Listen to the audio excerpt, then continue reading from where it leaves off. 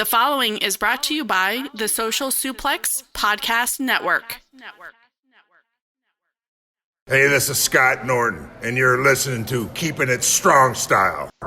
Yo, this is Rich Latta from One Nation Radio. This is brought to you by the Social Suplex Podcast Network. We present to you the Ace of Podcasts, Keepin It Strong Style. Let's go. It's the Ace of Podcasts, Keepin It Strong Style. Covering New Japan, they ready to hold it down. Jeremy Donovan and the young boy Josh. Come and hit a job out and bury all the frauds. From the Tokyo Dome over to the G1.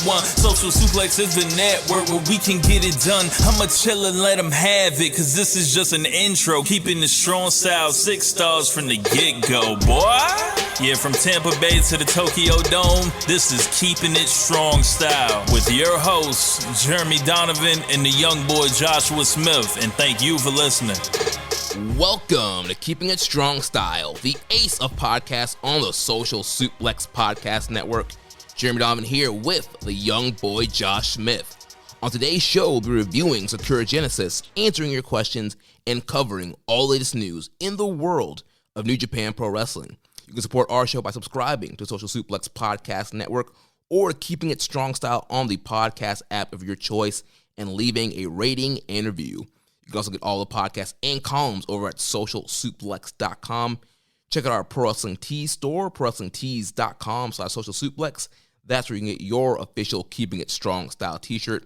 If you enjoy this podcast, please consider making a one-time or monthly donation by visiting socialsuplex.com/donate and clicking on the donate button under the Keeping It Strong Style logo.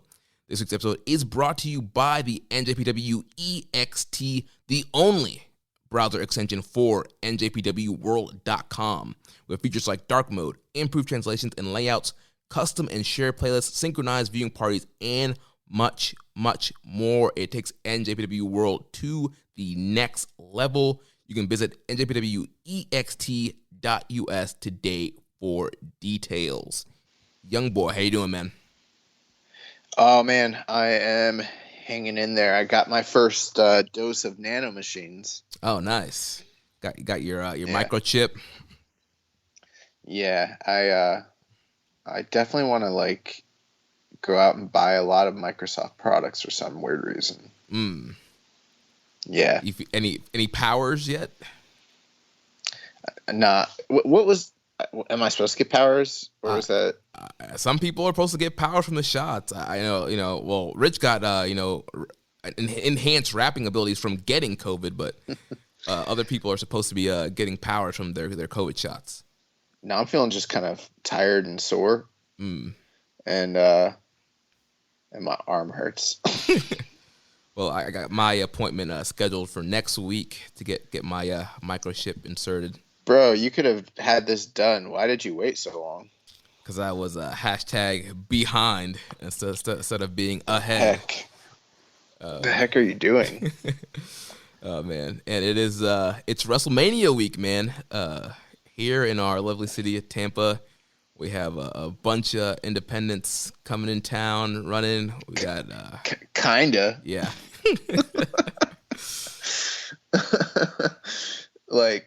Today, I mentioned a card that's happening one of the evenings here. And it now, keep in mind, it is a good-looking card. But, first half second, I was like, this card looks amazing. And then I had to backtrack it, and I was like, I mean, pretty good.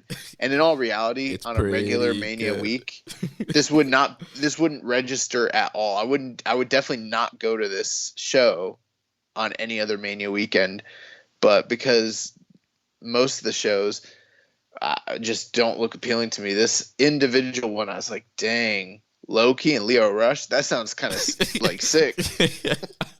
Chris Dickinson and Brian Cage.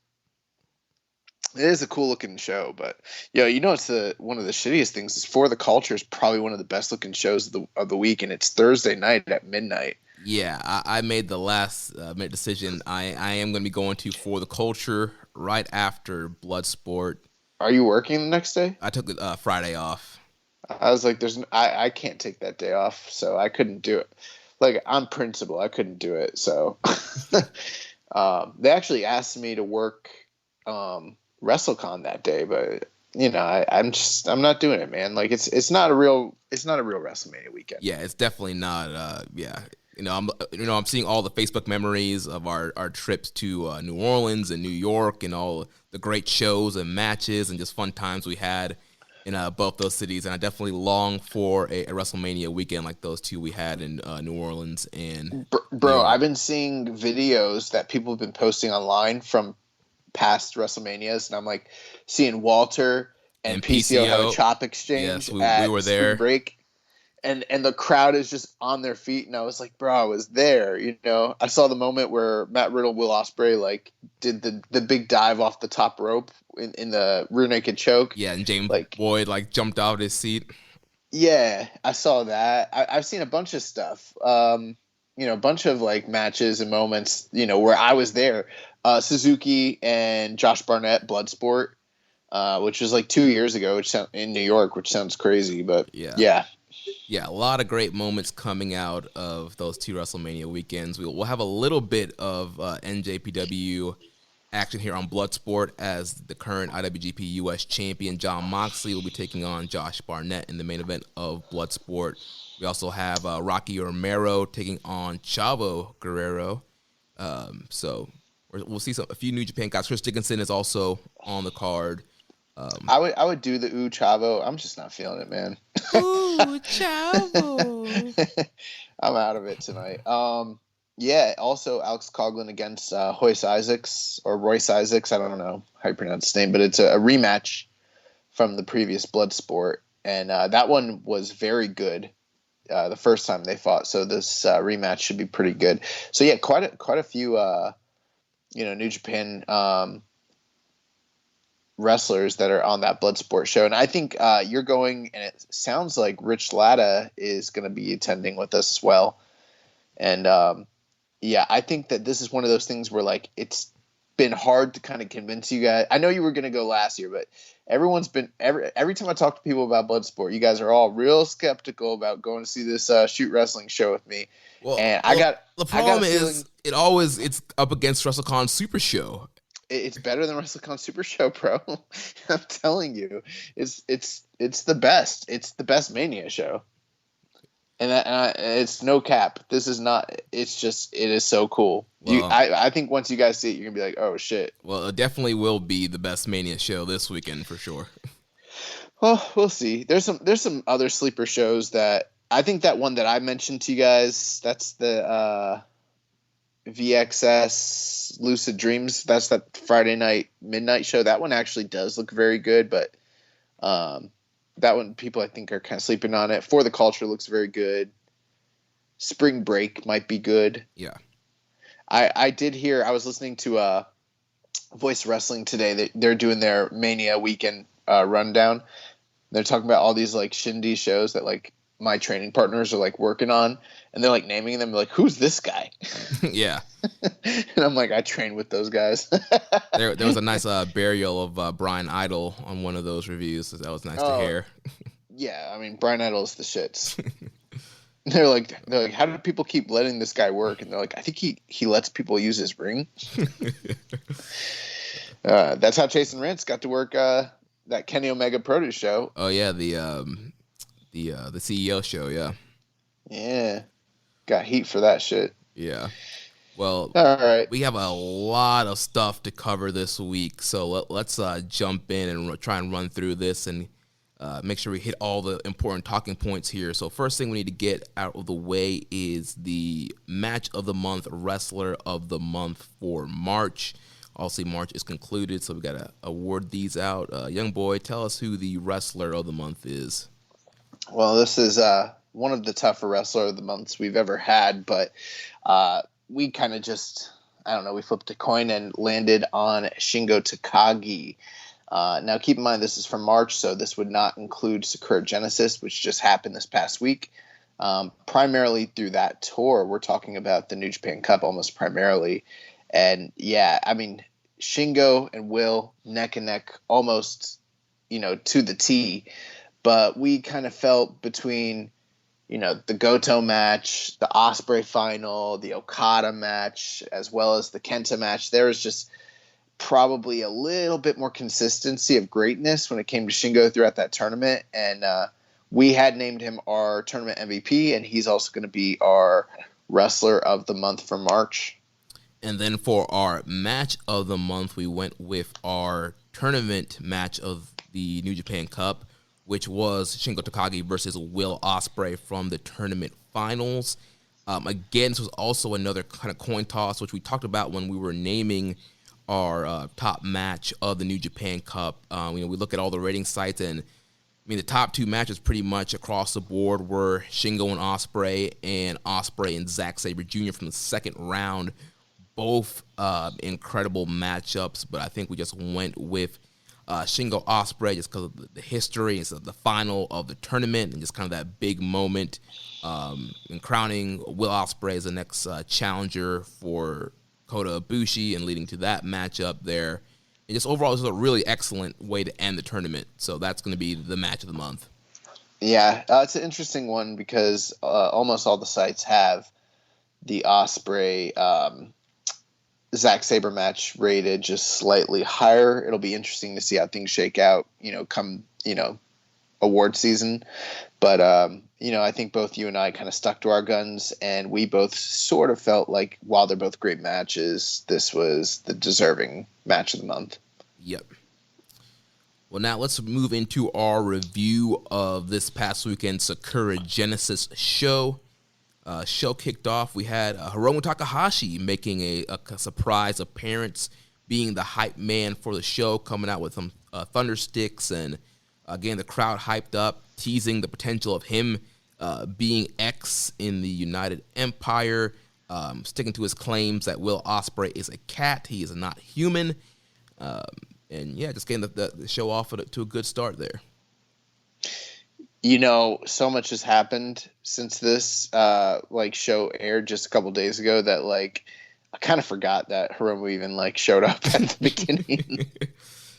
Yeah, then he went. But yeah, he came out making noise and got people in good spirits, and he also basically indicated his intention once he's back in better health to reclaim his crown. Yeah, and then he went after that, joined the Japanese commentary team. Then the opening match of the show, we had the Suzuki-gun unit of Doki, Taichi, and Zack Sabre Jr. defeating the Bullet Club unit of Jado, Tama Tonga, and Tangaloa 10 minutes and 10 seconds. Obviously, the story here, rebuilding the feud between Dangerous Tekkers and Gorillas of Destiny. Once again, the Iron Fingers from Hell are a focal point here in this rivalry and kind of came into play at the end of this match with Taichi trying to hit the Iron Fingers on Tama Tonga, and he hit it on Jado, and then Tama did grab the fingers, but Sabre kicked it away from him, got the European clutch on Tangaloa, got the win, but then the referee grabbed the fingers, gave them to Tsukubayashi, and Taichi was trying to plead and get them back, but Tsukubayashi ran off with the Iron Fingers. Yeah, I thought this opener was actually pretty good. Enjoyed it for what it was. I think a lot of people had hoped after the finish to the previous IWGP Heavyweight Tag Team match between Dangerous T and GOD that we'd be done with this feud, but it was pretty clear that they're leaving it very open-ended. They ended that match on a DQ finish, and it was the close of a chapter, but it wasn't the end of the story. It appears we're coming up on the end of that story, and it's my biggest thing with it. It seems a little bit convoluted because you have two things happening simultaneously. You have Dangerous Tekkers and GOD needing to focus on the title match implications going forward. But then you also kind of have this little side quest going on where, Tama Tonga and Taichi are both obsessed with the Iron Fingers of Hell, which I guess my whole thing with this is that that's been so far in the background and now it's just sort of come back up. It seems a little bit contrived or inorganic. It's almost been thrust on us, whereas before that story was sort of progressing. And I know it was put on ice, but I don't know. It just kind of came out of nowhere again. And it does seem like we're getting a final resolution to that. We'll talk about more shortly, but I don't know. I guess I see it both ways, because you kind of need to add some finality to that story, but I also I would have been fine if they just kind of like moved on and didn't like make the Iron Fingers a big focal point again, you know? Right. I kind of wish that they would have just focus more on Dangerous Checker's quest to get the titles back and not really focus on the Fingers. It feels a little bit like a rehash of what they previously did. And yes, I know there's going to be, we'll talk about, what's coming up with that rivalry, and there's a little bit of a different twist, but the first part of the rivalry was so focused on the Fingers, and Taichi finally got them back. I feel like that should have been the close of that chapter of the story. And then the main focus here is Dangerous Checkers wanting to get the tag titles back. Yeah, and we'll talk about that more down the line, but it is leading to a series of matches, not just a title match between these two. Right. We had a question here from Stale Burger Bun. He says, am I delusional for still believing that it's going to be Taichi's year? I mean, I guess I didn't take note that he had been thinking that it was going to be Taichi's year necessarily. I mean, yeah, I would say so. I mean, Taichi's on the bad side of 30, or he might even be 40 at this point, and like he has a strong role and a strong presence in the company, but I mean, I don't know what that really means. It's going to be his year, unless you just mean like he's going to have a breakout year and really shine. I don't know. Russ would say it all depends on what his definition is of having, it's going to be his year, because I mean, obviously we're still in the beginning part of the year, G1s to come. I mean, he could have another great G1. He could potentially have maybe some title matches later on in the year that he could really shine in, and have a great year. Yeah, I mean, we'll see. I mean, I think the bar's a little bit lower for a guy like Taichi, and I'm not discounting him by saying that, but I mean, it could be his year, quote unquote, without him like being in the heavyweight title picture. You know what I mean? Right. All he has to do is go out there and perform at a high level and have meaningful feuds and, wow people and really, kind of surprise the skeptics. Yeah. So in the second match of the night, we had the Chaos Unit, Hiroki Goto, Kazuchika Okada, Tomohiro Ishii, Toru Yano, and Yoshihashi, defeating the Bullet Club unit of Dick Togo, Evil, Kenta, Taiji Ishimori, and Yujiro Takahashi. So a continuation of this Chaos Bullet Club feud, a lot of shenanigans, more inanimate objects being at play here. The finish came down to Yano pulling a hood out, covering Dick Togo's head, and using a inside cradle to get the win here.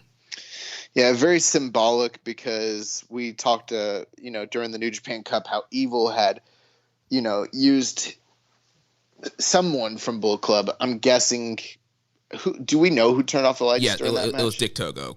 Okay, so he's done it twice Dick Togo now. To turn out the lights, and so symbolically, Yano returned the favor in this multi-man match by putting a hood over his face. This is likely leading to a or what's it called? A blindfold match? Is that what they're called? Yeah. Yeah. So he put a hood over his head. It was a black hood. Don't worry, everybody. But it's pretty clear that that's the way we're going. So there was that. There was also a moment in the match where Yoshihashi had gotten his bow staff back. They're calling it Bochan.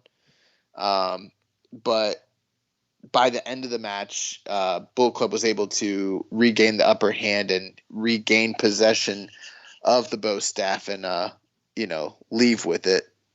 Right. So obviously more heat in the feud there with Bullet Club and Chaos, and we'll talk about what's coming up with all these guys getting heat on the staff. Yeah.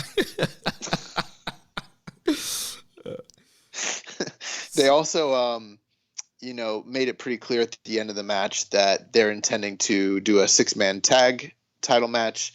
And I think we got all the principles correct for that match, right? Yeah, we did. It's Kenta, Taiji Ishimori, and Yujiro. Correct. So yeah. I think I do think we had originally thought that Bullet Club team was going to win here, so we might have been wrong about that part of it. But quite a few different feuds and matches kind of being set up here, and again, you know what? I will say this. Even though this was a lot of multi-mans and things like that, um, because they were in a fairly well drawing. Where were they? Ryogoku? Yeah, Ryogoku Sumo Hall. Yeah, it seemed like everyone was really like energized. All these matches seemed to have a like really fast work rate and hard hitting. And for me, like by the time I'm watching this second match, I'm just thinking like, man, this feels like a New Japan show, and not like a Cork and Hall show, but like a good New Japan show. So that was kind of good to see there too. Yeah, it definitely helps when you have some more angles and things that are building for matches down the line. I think that's definitely part of it, but I also feel like because they had a crowd and they drew well, and they're back at Sumo Hall, that I think all the guys just kind of wanted to go out there and like put it on. Yeah, definitely. So next matchup, we had the United Empire, Great Okan, Jeff Cobb, and we had X. They defeated the Los Ingobernables, the Japón team of Sonata, Shingo, and Naito. So also at the beginning of this match, we had Okan and Cobb come out and introduce X, and it is what most people thought it was going to be, and it was Toa Hanare coming out with a completely new look, new music, and it's announced that he's no longer Toa Hanare, he is now Aaron Hanare. Yeah, so they initially had Okan and Cobb come out, and then they started cutting a promo, introducing the third member, which would be X. And, I listened to this in English, and so we had like Chris Charlton. They had like a video, and the video was like flickering. He's like, I think I know that face. I think I know that face. And I'm like, who is it? And then I see the silhouette of this dude, like just super tan, kind of jacked. He's got a jacket on, he's got like a goatee, dark glasses, and I was like, Chono? Like, who the fuck is that? And it like took me a while to realize like, oh, that's Toa Hanare. Right. He looked great, but I was like, is that I couldn't make it out. I was like, is that Go Shiozaki? Is that Chono? Like, who the fuck is this? But yeah, no, it's Aaron Hanare. And listen, there's no name that when you turn heel that strikes fear into the hearts of man more than Aaron. Well, he's in the Empire now. He's more, dignified, more of a fancy gentleman now, dignified gentleman. He needed a dignified name. I don't know, man. Like, I think he's supposed to be like a bruiser. He's a muscle guy. Like, that name's supposed to be devious. Like, I feel like there could be like Jed Hanare. I don't know. What's like a fucking devious name, Yeah, I don't know. I feel like they should have just went with his last name, just been Hanare, and just dropped. Nah, that's WWE shit. We don't do that shit here. Damn, pal. We had a lot of questions here on the new look of Toa Hanare. Viking Pain asked thoughts on Masa Hanare Chono. I'm just happy they're finally doing something with him. EMJSPR says, how hard is Hanare's new gear and music? I don't know if I care for the music. I'd have to listen to it some more, but I like the look. I like the gear. I was impressed, but we've been saying for 3 years now that we've been impressed with Hanare as a worker. So I mean that wasn't really much of a surprise, but I'm just kind of glad that they're fitting him into a role outside of just white meat baby face, super smiley guy. Right. And it's almost they hammered home on commentary the fact that he didn't really get a excursion like normal young lions do when they graduate, but Kevin Kelly made the point that maybe his time in Hontai was his excursion this whole time, kind of teaming with the home team. And now he's getting his main roster gimmick now. But that's a really long ass excursion if that's the case. So I mean that's all well and good, but I don't know, man. I don't know about that. That's a nice spin, Yeah. Kudos to Kevin Kelly, but I'm not buying that shit. Yeah, but yeah, I'm digging the new look. I like the music. The Aaron name. I mean, I don't hate it, but I mean, it probably could. There were better options. It might just be his name. I don't know. Yeah. But overall, yeah, I thought he looked great. I thought he looked great here in the match. He was more aggressive, debuted a new finisher, a Death Valley driver maneuver he's calling the Streets of Rage, which looked good. And so, yeah, like we said, that's what we've been saying for years now, that Henare, he needed a look, he needed a push, he needed to do something with him. And now we finally got some direction and some upward movement here for Henare. Yeah, Muzza asked, he said, I feel a tag team of Jeff Cobb and Masahiro Henare. So, apparently this Masahiro Chono, I wasn't the only one who thought that shit. Right. Masahiro Henare would be a good team to win the tag belts. Thoughts? Yeah. We always need more consistent heavyweight tag teams in the division. So it's not just, two or three teams playing hot potato with the titles. So, if they're going to switch, because obviously Cobb and Okan have kind of been the tag so far. So if they switch it to Cobb and Henare, I think that would be fine. And it would be great to have those guys in the division. I'm fine with it. They cut a promo at the end of the night post-match, and it was the two of them. So it does kind of seem based off that maybe there's a possibility that that's the way they're going to go with things, is for the time being kind of set them up as like the tag unit within the group. Yeah. Especially with some of the direct, but then again, I don't know. I mean, there were some actions and events that occurred later in the night that makes me kind of question, whether that would be the case or not. I could also see them going with Henare and Okan as well, personally. Right. Yeah, there's a lot of options, and yeah, based off of what happened at the end of the main event of the night, yeah, there's definitely a lot of different ways that can go here, and obviously when we talk about the Dontaku Tour, there's some matches coming up with all these guys and their upcoming feud with LIJ. Obviously, Henare getting the big win over Sonata in this match. Post-match, we had them stretching out Naito and Okan, putting his, kind of crushing Naito's head with his foot and getting the chair out and attacking the knee. So also we're going to get a continuation of Naito and Okan. Yeah, Okan post-match was calling him, like cannon fodder, just like a little young lion, like a stepping stone, basically call him a little bitch. So yeah. There was something interesting during the post-match with Henare after him and Cobb talked. I was kind of wondering like how they would present Henare on his own, because, we've kind of seen that Okan is very adept at living his gimmick and being his own character. Cobb, I think, is coming into his own, but I would still say he's not even all the way quite there yet, although I think he's made some incredible strides.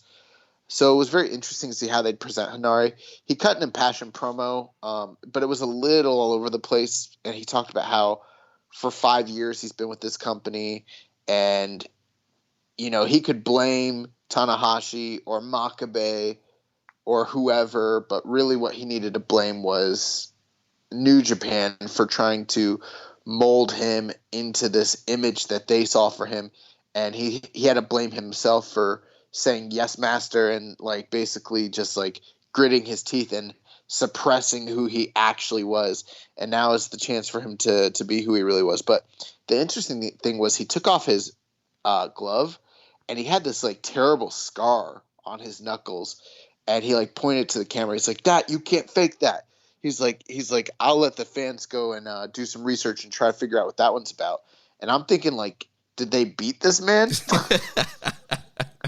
Did they break his hand or beat him? I don't know I didn't know what he was talking about. Have you heard anything about this? I haven't seen anything, any update on that. But yeah, maybe it's time the dojos, maybe those, New Japan dads were, taking it to fucked him up. Yeah. They did something to him.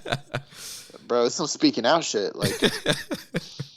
Yeah, but in all seriousness, I think he's always been a impassioned promo, but not necessarily the best. I hope that they kind of help him figure out his character, because later on in the evening, he sort of didn't seem to know how to be, how to act, what to do. You know what I mean?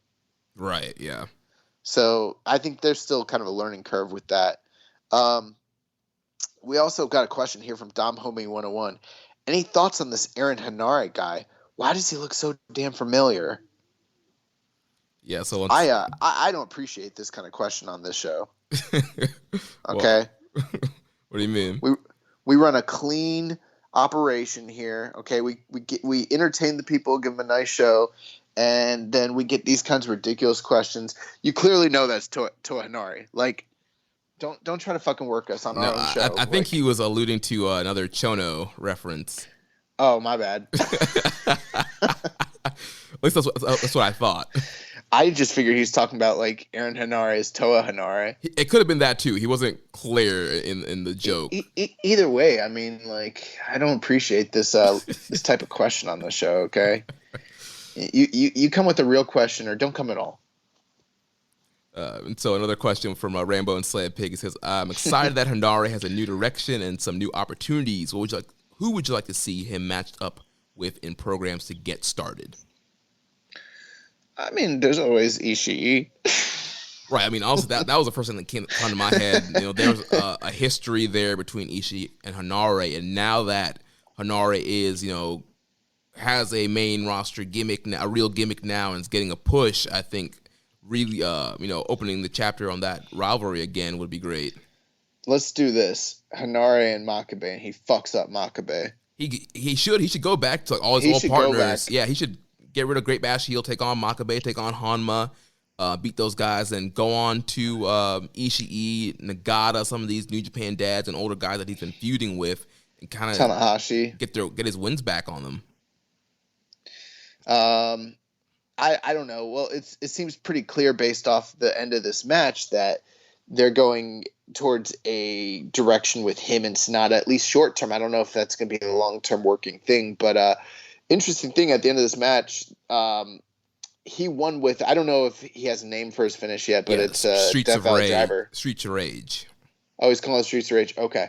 Yeah, I heard you say that, but I didn't know if that's what you were referring to. But the interesting thing here, he was the legal man, and they had Jeff Cobb hit the Tour of the Islands first, then stand him up, and then let Okan land the Streets of Rage on Sonata to get the clean 1-2-3. So, like, visually, like, yes, he beat him with his finish, but only after they had one of the senior members of the group also land his finish, which I thought was an interesting thing. It's something I definitely noticed, and I'm not too confident, even with the repackage and the push, that they would have had Henare come out here and just beat him with his own move on his own, Right.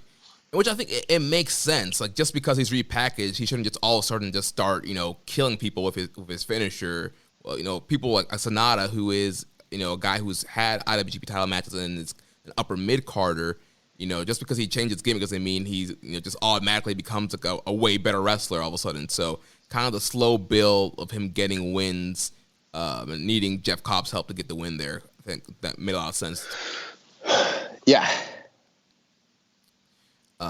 So yeah, that was that matchup there. Do you think Henare is? What do you see his role being in the group? Like, are we going to see him as like a top build guy and this whole group just run roughshod for a while, or are we? I mean, how long before I assume he's eventually the pin eater of the group? Right. I think once we kind of get deep into some United Empire feuds and we're seeing some more multi-mans, if they're going to lose a multi-man, I think Henare would probably be the guy to take the fall just based off of how they've been pushing Cobb and Okan, and it seems like there's some bigger plans for both of those guys as well. So I do think he's going to be the kind of the bottom guy in the unit for a while, but it seems like there's a heavy push for the Empire going forward right now. So I do think he will, get some more wins, be a little bit more dominant. And I mean, these guys as a unit, they've only lost one 6-man tag, and so I guess we'll see how they go forward now with a 4-man unit. The other thing too is we've seen Okan and Cobb both take pinfalls when needed during matches. Right. They've done it sparingly, but it's not like everybody in this group is, completely unscathed or anything like that. I am wondering, though, if it will go the way that you kind of mentioned and what I think a lot of people are thinking, that they're going to give him a push, but eventually he'll be the bottom guy. Or if we're going to be looking at a prolonged, sustained push for the group as a whole, and realistically nobody's doing any jobs of any sort for, maybe 6 months or something like that, which is not that like far-fetched of an idea. It is something that they might really be trying to do to establish this group. Right, and like we've seen before Hanara came in, when it was just Ospreay, Cobb, and Okan. I mean, they just lost recently their first 6-man tag. The unit has been protected in multi-man matches. So moving on to the next match, we had Hiroshi Tanahashi and Satoshi Kojima teaming up to defeat the Bullet Club team of Bad Luck Fale and Jay White and Gato. So obviously a continuation here of the Tanahashi-Jay White rivalry. After the match, Tanahashi gets Jay White in the Texas Clover hold. Jay White taps out, and then Tanahashi cuts a promo, says he accepts the challenge because you tapped out to my Texas Clover hold, or as I like to call it, the JTO, Jay taps out. Yeah, very interesting here. Post-match, Tanahashi was in the high spirits and kind of clowning around. Did you see that him and Kojima might be forming a little union going forward? Yeah, I saw, they took a little picture after the match here, and yeah, it might seem that, longtime rivals, yeah. Yeah, they did a pose where they like stood shoulder to shoulder with their like biceps, and they said Tana Koji. So it seems like they might potentially be teaming together again in the future. Although it looks like Golden Ace is like reteaming very soon as well. So yeah, which was interesting because Tanahashi said he doesn't have a tag team partner anymore because Hinare, has joined the dark side. So I mean, I guess he kind of forgot about Kota Ibushi. I'm not sure. But post-match, Jay White, basically, it was kind of nice because he alluded to the idea. He said, "What happened there? Did I tap out? And then what happened? I got exactly what I wanted." He's like, you fucking idiot. You did exactly what I wanted you to do. But like the whole time that he's like scoffing and like, acting like this is all part of his plan, he's holding his back and selling his back. And like, it's like, did he really mean to get tapped out so that he was playing like, 4D chess while this guy's playing checkers? Yeah. Or like, is it just a really great cover for the fact that like Tanahashi got him this time, Yeah, it could be either or. Maybe he took a bullet for the greater good so he can get his never openweight title match, or he's got caught by the ace.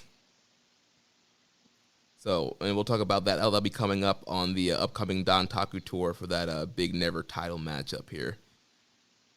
So then in the semi-main event, we had the IWGP Junior Heavyweight Tag Team titles on the line. The returning Yo teaming up with Sho Roppongi 3K. They defeat Suzuki-gun, El Desperado, and Yoshinobu Kanemaru to once again become IWGP Junior Heavyweight Tag Team Champions. This match was good. It got, I would say, pretty good to great towards the tail end here. I think the big story, though, is Sho and Yo reuniting, coming out together, new music. The music was not done by Rocky Romero. It was done by a Japanese band. I don't know the name of that band, but I saw that it was a untitled song that they're maybe considering titling as 3. But a lot of people, kind of honing in on the fact that these guys came out with new looks. Sho looking very similar to how he's looked for the past couple years whenever he works as singles, but Yo kind of coming out with new gear, new look, new attitude. And then this new music. New nickname, Direct Drive, which is also the name of his new finisher. Gotcha. So, yeah, kind of just reinvigorated Yo, returning. And a lot of people sort of looking at hints of possible breakup, and any sort of, I forget what the word is, but yeah, trouble between the two of them, and that didn't really seem to come up during the match at all. Yeah, it's very interesting because, we've seen in the past these guys when they are in singles matches in Best Super Juniors or some kind of tournament, they do have their separate singles gear, but whenever they come back to the tag team, they're back to the matching gold and silver kind of gear that they've been wearing for a few years now. So yeah, it was very interesting to see them, Sho sticking to his kind of single shock arrow attire, then this new kind of a black gear that he came out with. So it could be, they're down the line, maybe eventually, that these guys are kind of growing apart as a team. And then maybe later on this year, we will see maybe these guys face off. We don't know when Super Junior is going to be yet. Maybe these guys end up in the same block, and that leads to the rivalry, or something happens where eventually they lose the belts and then they decide to just stick with singles aspirations. Well, I don't know if we're ever going to see that, to be honest with you. This seemed like an opportune time to do it if that was in the plans. One thing, though, too, is like very often New Japan, especially Gato with his booking, they're very beholden to the calendar, beholden to the seasons, and, the different plans that are sort of on deck. And so maybe they have always planned to do a breakup, but it's just never felt like the right time to pull the trigger.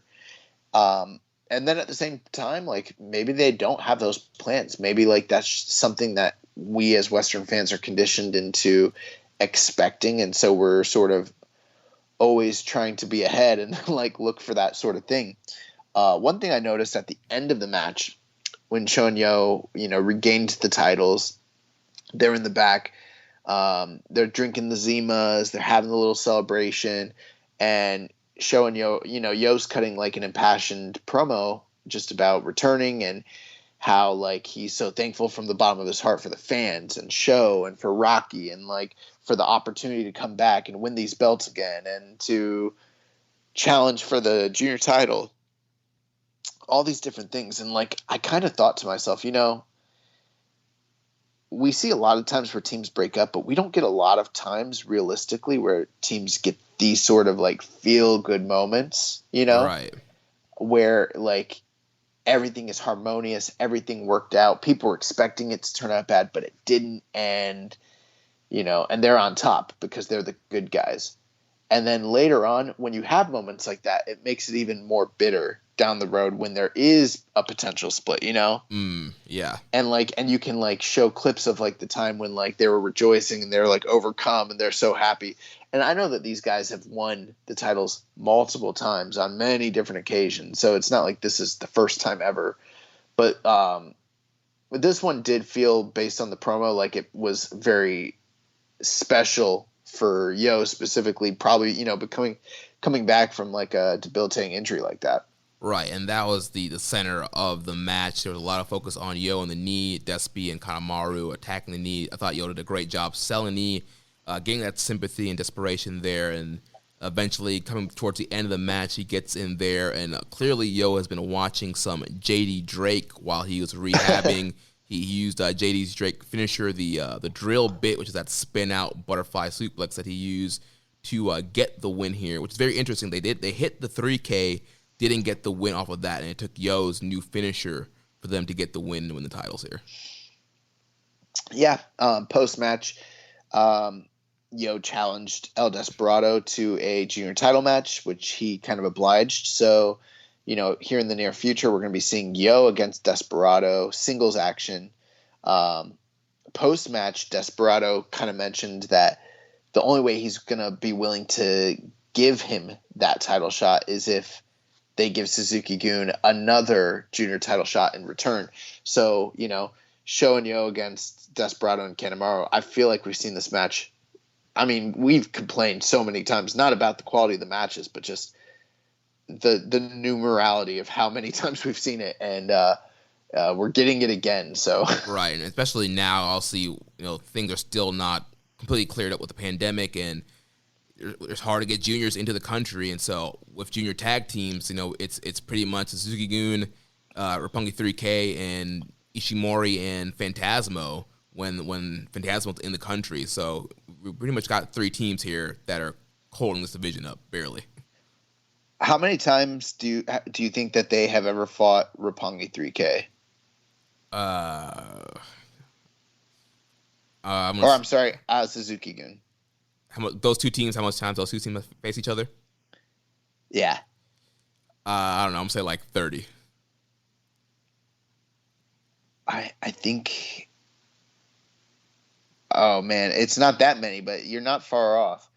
I'm gonna have to look through this a little bit more, but I think it's like something close to like 24. Oh my god, that's straight up tagged? Because I was thinking like multi-mans also. Here, let me look.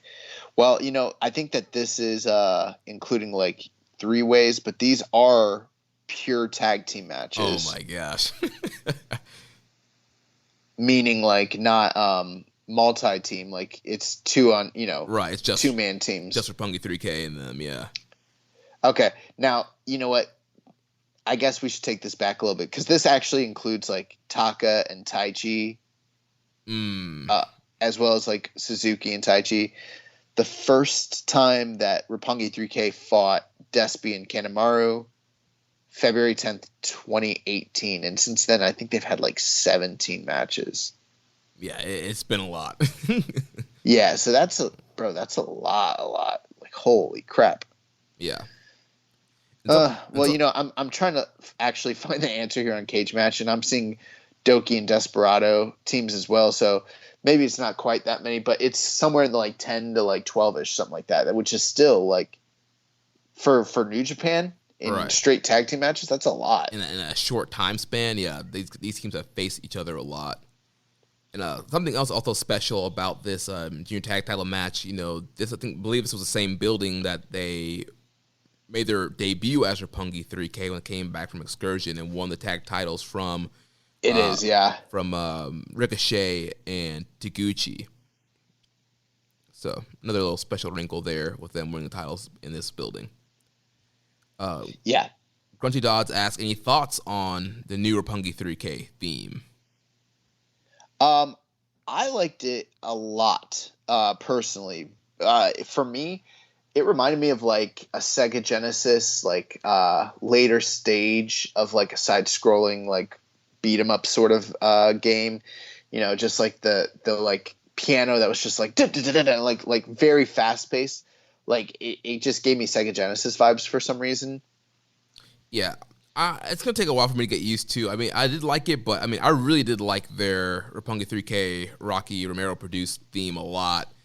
But yeah, the team's obviously going in a different direction. They're growing. We're seeing them kind of grow as individuals will still be this team. So kind of a new kind of angle they're going in. So I understand the reason for the theme change. They're not just the, new, young boys coming back, super high energy, happy-go-lucky kind of team. They're kind of growing and maturing. So I get that. 14 times that they've had tag team matches against Desperado and Kanemaru. Yeah, that is. But you know what? Surprisingly, well, I guess maybe not because it's the junior division. They've had quite a few multi-teams, like 4-ways and 3-ways as well. A few of those are included there, but still 14 matches, man. That's a freaking lot. Yeah. So let's move on here to the main event of the evening. We had the first defense of the new IWGP World Heavyweight title as Kota Ibushi, the first World Heavyweight Champion, defended against Will Ospreay. Beginning of the match, we get the new champion roll call video. They had a combination of the IWGP Heavyweight and the IWGP IC World Champions, and this kind of evolution and legacy thing that led into showing Kota Ibushi as the first champion. What do you think about that? What about the roll call? Yeah. I mean, I'm a sucker for history, so I'm gonna like something like that. However, it doesn't, replace my complaint here in the fact that no matter how they try to serve it up to us, they've gotten rid of the lineage. So, this is the first champion of this title. There is no prior lineage, Right.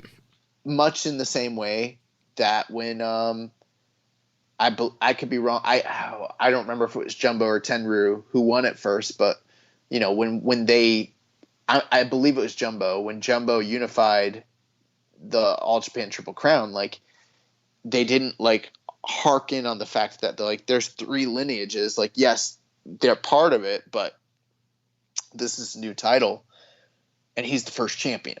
Mm-hmm. And we don't have to get into all that, but it's something that I don't think I was a big fan of. I think a lot of other people have had a complaint about that too. And for them to play that historical video is sort of it's sort of them trying to have a make good on the fact that oh, sorry guys, we got rid of the lineage of these two titles. Yeah. We're gonna give you a little nod to the history there, but realistically it's just Ibushi. Yeah, we did have a question about this too from Reddit user Jamanus asking for our thoughts on the new championship intro video. He says, I think this gives NJPW the opportunity to honor the legacy of past champs with a little selective amnesia. It's hard to catch everyone in that video, but I see Inoki and Fujinami at the beginning, followed by the Three Musketeers and so on, through the modern champions. I didn't see Lesnar or Sap or some champions NJPW would prefer we forget.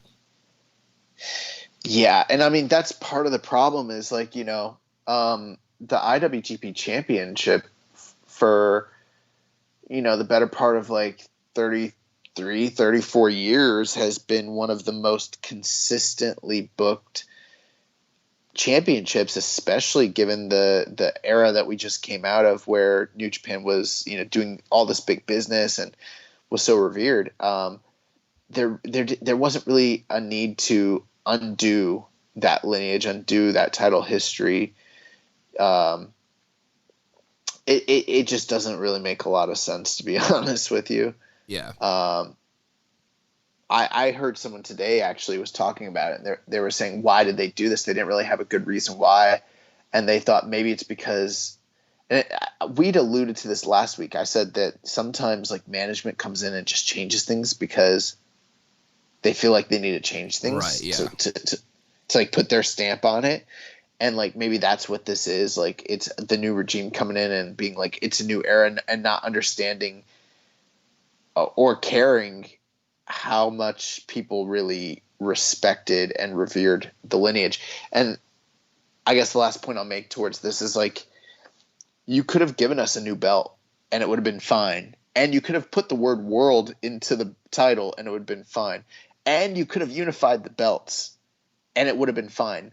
But getting rid of the lineage decreases in this case. Now it's case by case because for instance, with the All Japan Triple Crowns, I think that you had 3 belts that were all of similar stature, and kind of did create something that was greater than the whole of them. But here, that wasn't the case. You had your world title and then a secondary title, and they were treated and both brought down to create, something that was comparable to something you already had, but less. Right. And I don't think they needed to do this.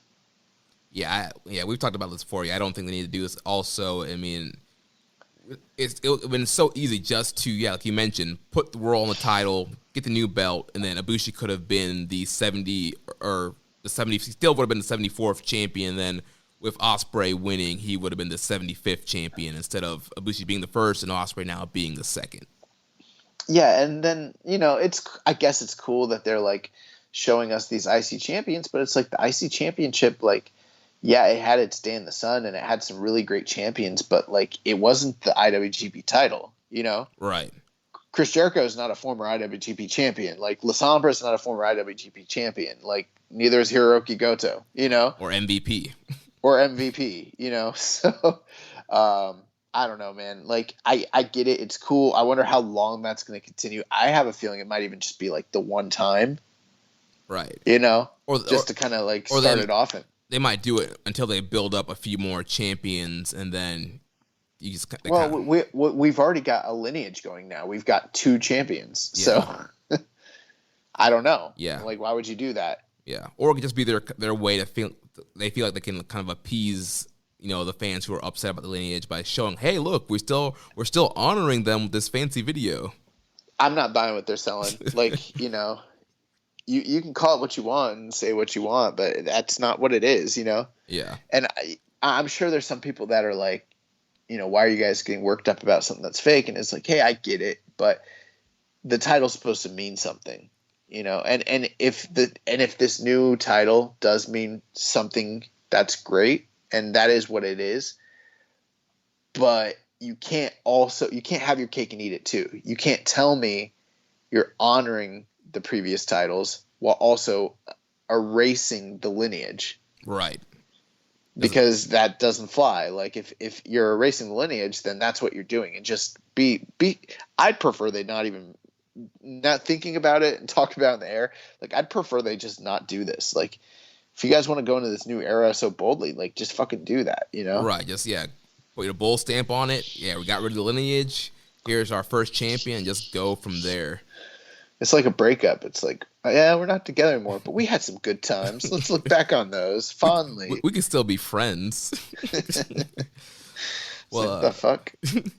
Let's talk about the match here. After 30 minutes and 13 seconds, Will Ospreay defeats Kota Ibushi to become the new and second IWGP World Heavyweight Champion. What do you think about the match here? The match itself was very good. I was not into it, I think maybe the way other people were for some reason. The pace, I think, was a little bit slower than I was expecting, especially given these two. They definitely did quite a bit of wrestling in the beginning, which was fine. Kota Ibushi has really seemed to be kind of focusing on the wrestling aspect of his matches, especially since he started defending the title. But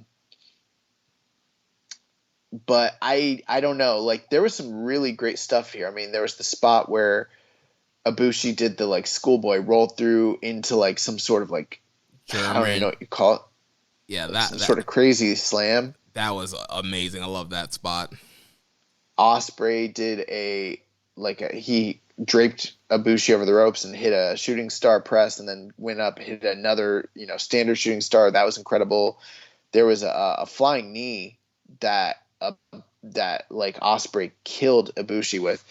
There was quite a few spots that really were memorable. Even the Hangman's German from the second rope. Yeah. That was like one of the better ones that I think I've ever seen anyone take or get hit with. It looked devastating. Yeah. Super high angle. You had the Poison Rana spot from the top where Ospreay flips out, lands on his feet, kind of something that's been in all their matches, some kind of flippy spot where Ospreay lands on his feet and stares at Ibushi, and Ibushi is shook. That one didn't really affect me the same way because it's like you've seen it once, you've seen it a million times, and like I like callbacks where they build on each other, not where they get rehashed. Do you know what I mean? Yeah. Like I prefer like this happened in the previous match, so now we're going to tweak it and change it a bit because the person learned from it, and then the next time that person tried to learn from it, but now the other opponent has found a counter for his counter. You know what I mean? Yeah. But instead, Ibushi just keeps trying the same shit against Ospreay every time.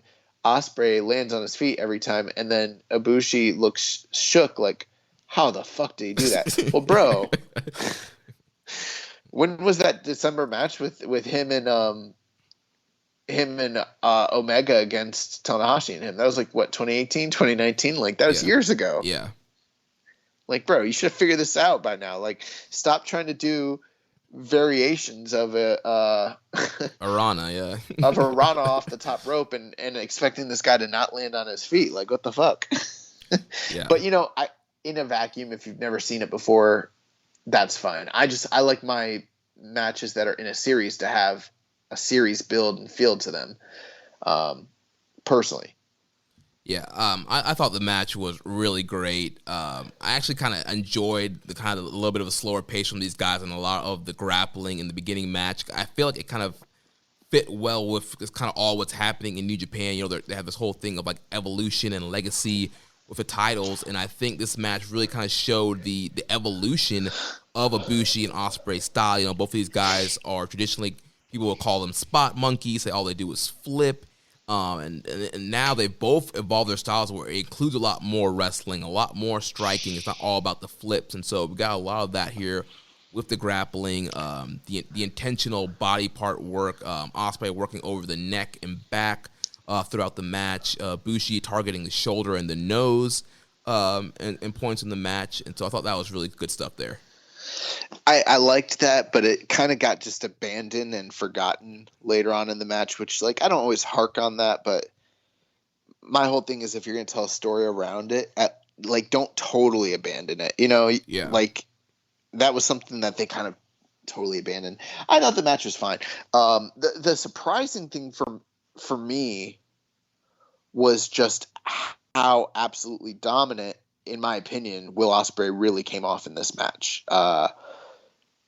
It was interesting because in times past they've had quite a few matches at this point. I've really enjoyed all of them, but this one felt the most like, I guess, Will's sort of coming out party against Ibushi, where Ibushi just kind of, in my opinion, didn't seem like he was, from a story standpoint, in the same league as Ospreay. He never was able to really quite figure out the equation, how to defeat him, how to get past him. And Will beat him supremely clean, 1, 2, 3. Yeah. No outside interference. No shenanigans. The members of the United Empire were out at ringside, but they were far in the corner just watching. Yeah, no run-ins from them. We had no, comebacks of B. Priestley that people thought might have happened. Just straight up, we got the Chelsea Grin, the Hidden Blade, the Stormbreaker. 1, 2, 3 beat this man clean. Yeah, and I'm not complaining about that or anything. For me, I think I would have enjoyed the match more had it been more of a high-stakes 50-50 affair. I don't think that's the story that they were necessarily going for here. And so that's fine if that's the story that they're trying to tell, because I think they did a great job in making Ospreay look like a dominant, competent champion. Yeah. It's the total opposite of what we'd said the prior year when, say, Evil won after the New Japan Cup, so it's a far on the other extreme, and that's great. But for my taste, considering who was in this match, I think I would have liked to seen something that was a little more close to the previous matches they'd had, or more similar to like the Shingo Ospreay match. Again, I'm probably 4 stars in this match, so nothing to really like disparage. But when we're talking about classic IWGP level wrestling matches, I much preferred Ibushi and Naito for the IC title back in February over this match, just as a comparison point, Yeah, I mean, I was pretty high on this match. I went 4.5. I really enjoyed it, and I think I popped for the Poison Rana spot. I thought the camera work was great, and the crowd actually gasped with that spot.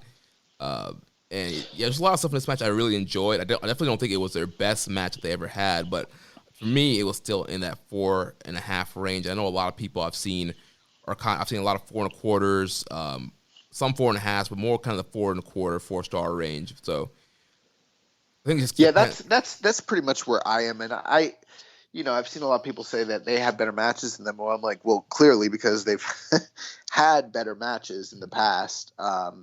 But that, if you haven't seen this match, I'd still say it was probably match of the night. Still a big recommend. And I think that this is going to be, historically speaking, and, for this year, one of the most important matches for New Japan business-wise. And I think we've already started to kind of see. Remember, I said that last week, and I feel like I was ahead because we're already starting to see the business ramifications of the outcome of this match already, and I feel kind of like Nostradamus with this shit. Yeah, man. Also, listen, I know that I got swayed a little bit. You started swaying me last week on the show. I think I might have even gone with Ibushi, Anya. I can't remember what the official prediction. Yeah, you went with Ibushi. Okay, but since November, I've been saying that Will was going to win this title at Sakura Genesis. So you did. I faltered at the last. Well, the more I thought about it too, I was like, I should have known Ospreay. I mean, it was United Empire's night. They had Hanare debuting. I think it made a ton of sense for Ospreay to win and really get some fuel behind the United Empire. I should have gone with Ospreay here. We talked about that last week. I mean, I was still genuinely surprised, and the biggest reason I was surprised was because, from a business standpoint, like, they still got these huge shows coming up, and historically speaking, Will has not ever really proven himself to be like a huge draw in Japan. He's popular, people like to see him wrestle, but I also feel like Huh? I said some people. Some people, yeah. Yeah, well, I mean, yeah, a lot of people are pissed that he won this shit. But, Yeah. that might be changing as, kind of evidenced, so far. So we'll see what happens going forward. But I still was like, I don't know if I put the belt on him when I've got a dome show and a stadium show and Dontaku and yada yada, Right. But yeah, I mean, this was kind of the plan. It's been the plan for a while, and they executed it. And Will is now not only is he the champion, but mimicking someone who he has close comparisons to most of his career. He repeats what AJ Styles did back in the day, holding both the IWGP title and the Repro title simultaneously. Yeah, sending a tweet out saying lightning strikes twice, with a kind of comparison next to the AJ pick of AJ holding both titles. Yeah, although I guess technically this is actually a different IWGP title altogether. Right, so it's different. It's different. Just like Hulk Hogan was never an IWGP champion. So post-match here, we had Cobb laying out Ibushi toward the island, Ospreay celebrating with both titles. He then calls out Okada for revenge of what happened in Wrestle Kingdom. Okada comes out, just kind of pounds away at the microphone, get the crowd to clap, but then Shingo slides in real quick, and he's like, nobody remembers that you beat Ospreay at Wrestle Kingdom. They remember me beating you in the New Japan Cup, so I should get the first shot at Ospreay. That doesn't work out because you just got beat by the champion clean in the tournament finals, you idiot. Right. That's another reason I think I started going with Ibushi last week, because I was like, well, if they are going to do Shingo, he can't clearly face Will because he just lost to him clean. Right. But they said, nah, forget that. Yeah, and they were setting up... And they set up Ibushi and Shingo for so long. And they were setting up Ibushi Okada also. Yeah, what the fuck? Swerve, bro, swerve. I don't know, man. And I'm fine with the decision. It just seems so weird based off of I don't know. They're giving us a lot of red herrings that they're not paying off, which is not usually something we say about this company. Right. So we got a bunch of questions here on this main event. First from friend of the show, Dan Coffin. He says, why did they make Ibushi take all the abuse over the new championship after the first hints it wasn't going to go over with a lot of fans when they knew Will was winning? Why not call an audible after the first hints and then have Will announce the unification to get more heat? I don't really have a good answer for that. I think that what he's saying kind of does make sense. You could have hypothetically... Well, here's the thing. I'm just trying to think about this for a second. I don't know. Do you have a good answer for this? I mean, I really don't. I mean, we know sometimes, New Japan office is not really always tapped in to what the fan response is or something, a decision like this. And I think for them, they felt like, I think they probably thought fans would think it's cool that they're doing this unification and making this new title. And so, you're going to have your babyface champion be the poster boy for this. And then it kind of got announced and they didn't want to go back on it after it kind of was being announced. So I think they just kind of had the plan. They're we're just going to stick, just kind of go with it. Well, yeah, I mean, trying to answer Dan's question, I'm just thinking about the logistics here. And he asked when the first hints came out that it wasn't going to go over, why not call an audible and basically have him announce the unification? But then you're talking about an entirely different timeline, because Ibushi started talking about this unification late January, early February? Yeah. And it just happened now. We're in the beginning of April. So there's a lot of time that passed.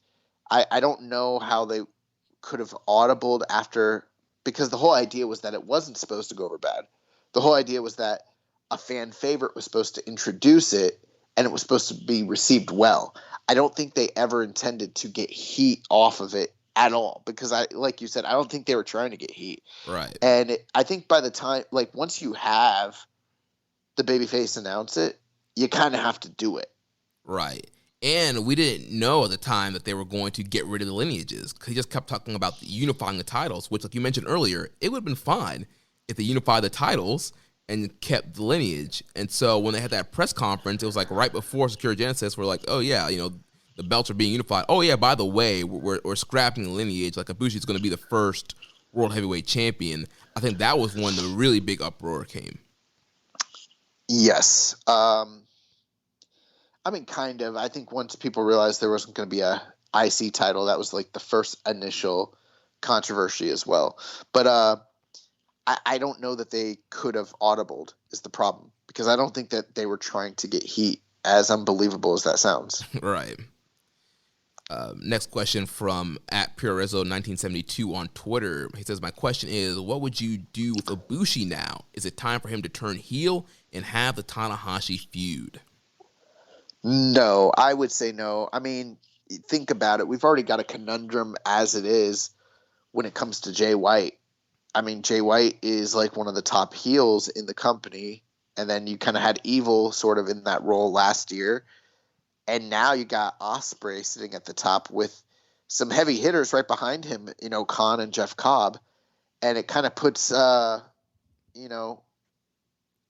White in limbo. I mean, he's chasing the Never title. Right. So I mean, if I'm Ospreay or if I'm Ibushi, I don't know that I turn heel, or, if I'm creative, if I turn him heel, because we've already got like 2 or 3 or 4 top heels in the company established already. Could he fulfill a tweener role if that's what you're trying to do? I guess. But I think that for the time being, he's probably better suited as a top babyface.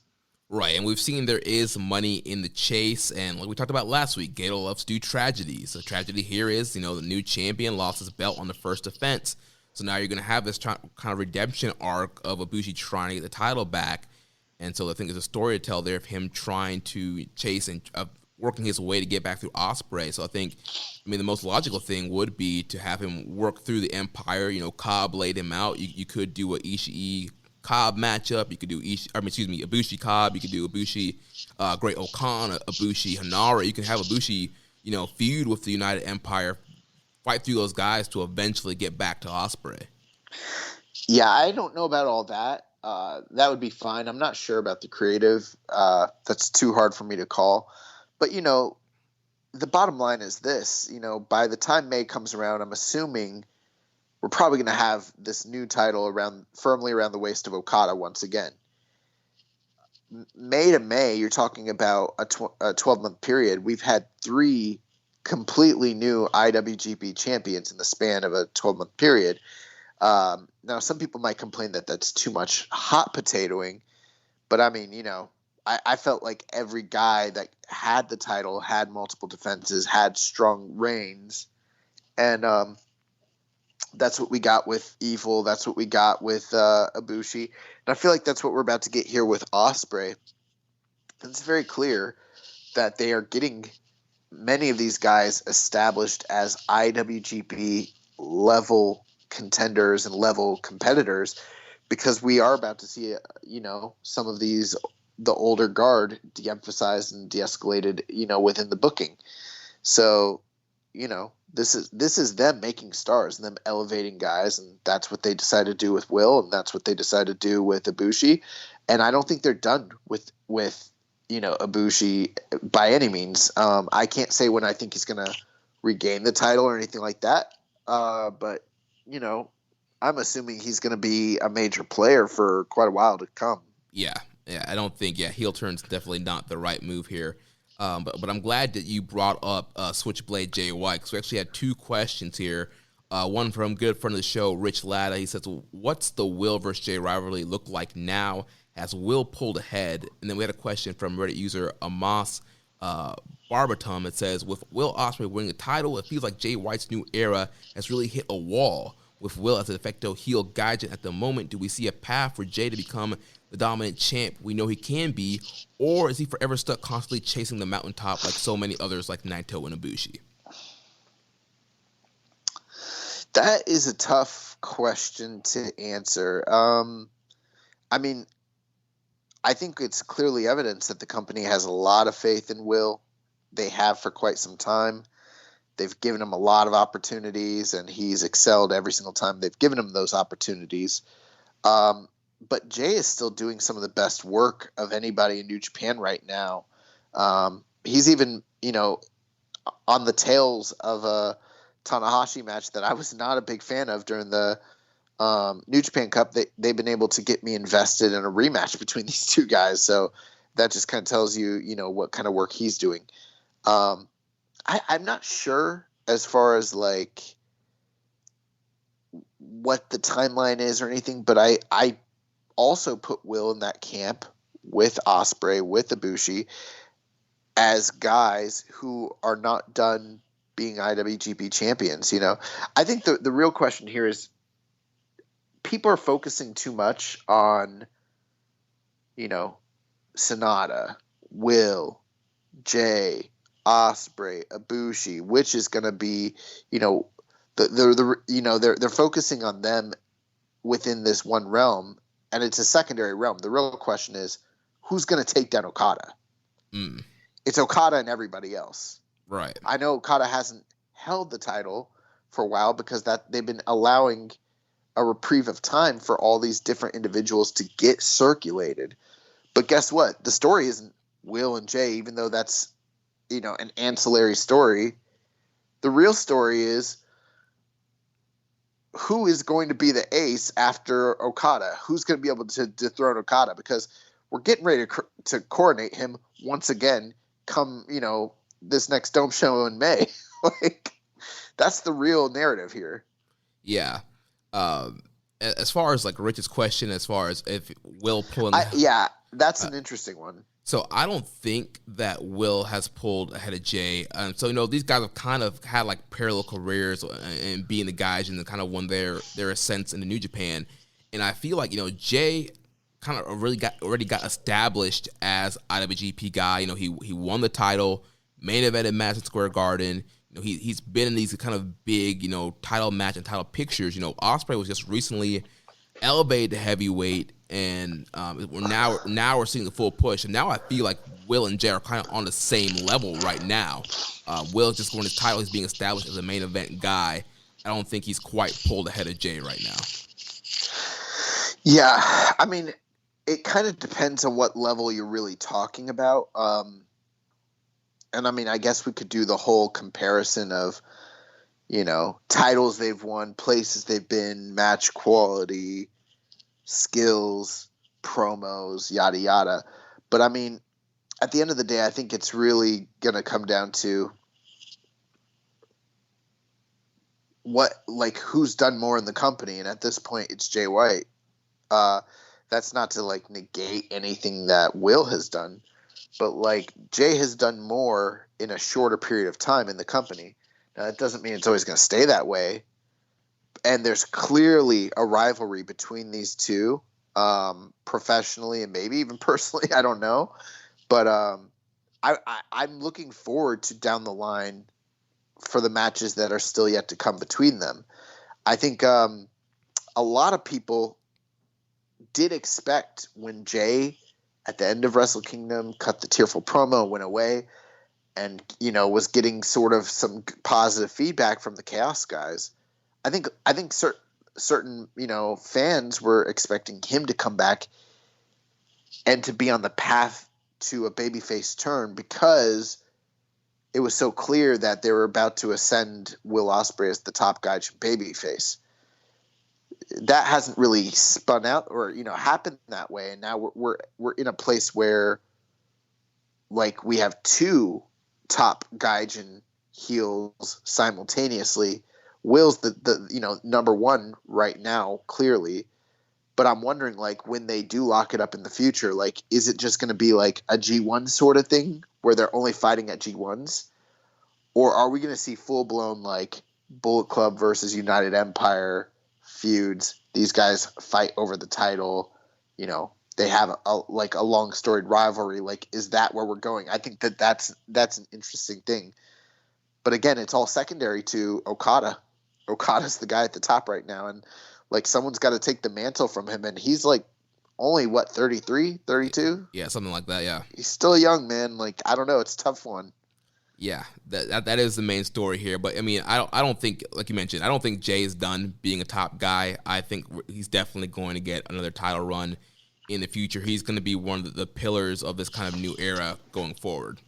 And there's still time and room for them to do the babyface turn story if they ever want to go that way. You know, that's still on deck. So right, they could easily do a version of the feud where they're both heels. Right. I think both guys are, huh? I'll say, yeah, we saw how a heel versus heel Ospreay Sabre match worked out, and that worked out really well. Yeah, I think they're talented enough to tell that story in a compelling way. Plus, they have a lot of history already to build off of.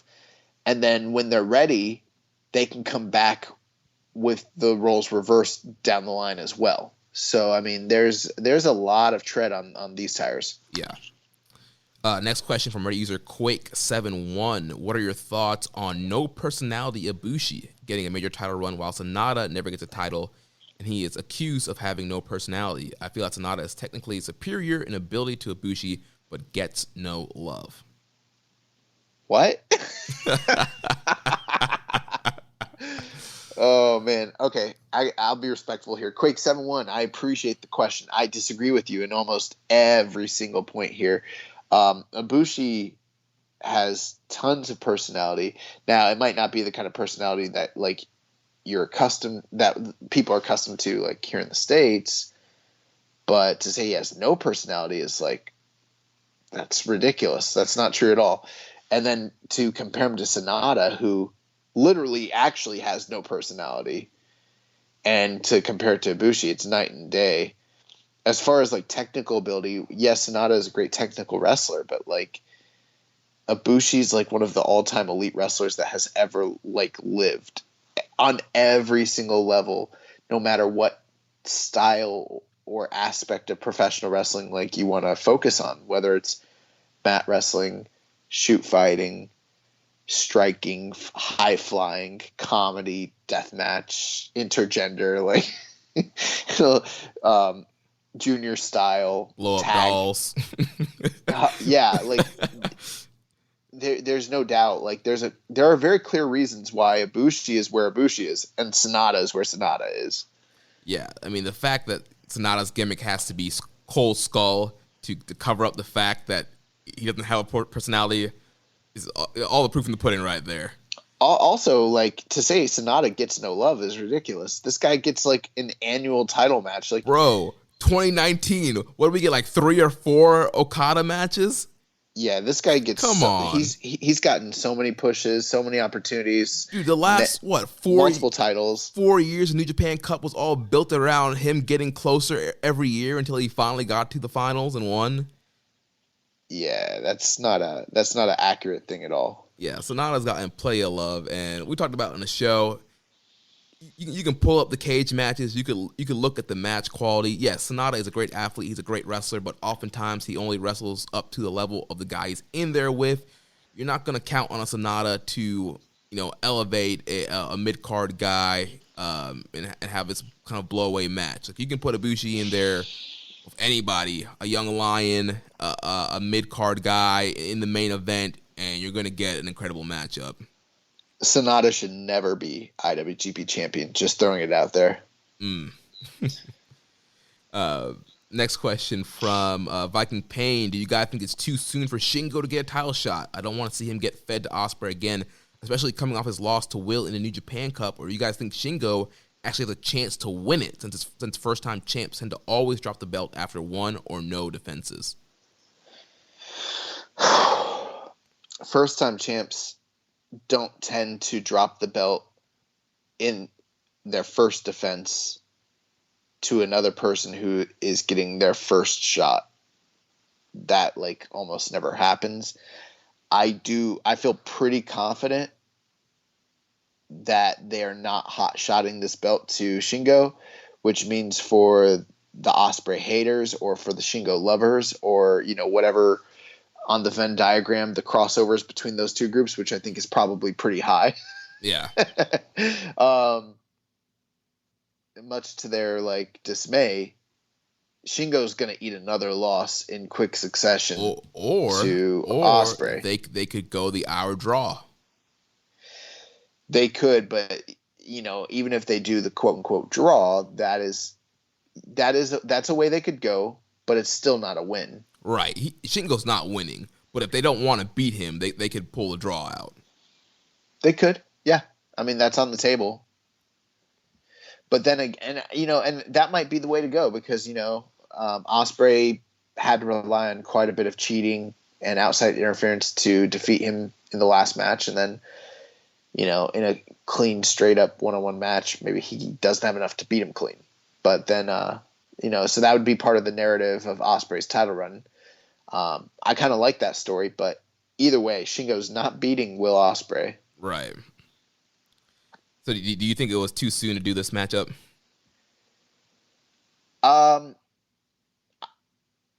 Yeah, kind of. I mean, well, maybe not because we're about to talk about the business side of it. It's from all reports doing extremely well, which is kind of the point, to sell tickets. Mm-hmm. So from that aspect, no, maybe they're striking while the iron's hot. I don't know. But for me, I just feel like I thought if it was Ibushi, it made more sense because they've been building a match teasing a match between Ibushi and Shingo for a while now. And instead we're getting a rematch of the New Japan Cup. I guess the story you could tell is hey, you had to cheat to beat me. Mm-hmm.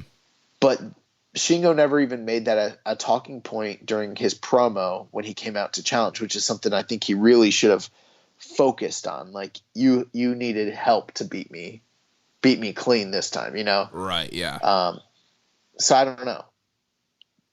Yeah, it's hard to say. I mean, obviously, we kind of like that. We want to have, fresh matchups, fresh main events, and kind of see things spaced apart. But we'll talk about in a second, the business ramifications, doing extremely well. And obviously, it's a great match every time. And we talked about last week, you want to establish this new title with great main events. So you're going to get a great main event out of these two guys again. So looking at the next question here from Muzza, he says, while what Ospreay has done in the past of all speaking out allegations is terrible, is some of the backlash he's getting from winning the title a bit too much? I think it kind of depends, to be honest with you. I mean, far be it from me to tell someone how offended they should or shouldn't be concerning Ospreay's actions. And let's be clear here. I mean, it's not just speaking out. I mean, Will has consistently over the years done a lot of shitty, idiotic things. He said a lot of dumb things on Twitter over the years.